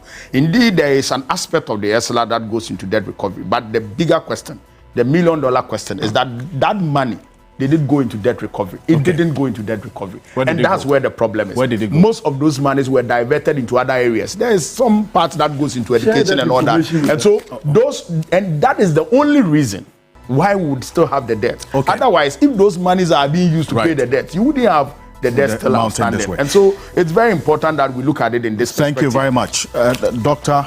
Boama Otokono is advisor on agribusiness and agriculture and agribusiness at the presidency, and also an agronomist consultant.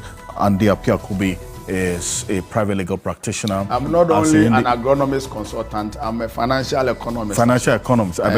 Thank you very much. He's a former member of parliament for the Atachim North Constituency. Martin Pebo is private legal practitioner. Thank you for coming. Ben Boachi, as well, executive director of the Africa Center for Energy Policy. Ben, appreciate you so much.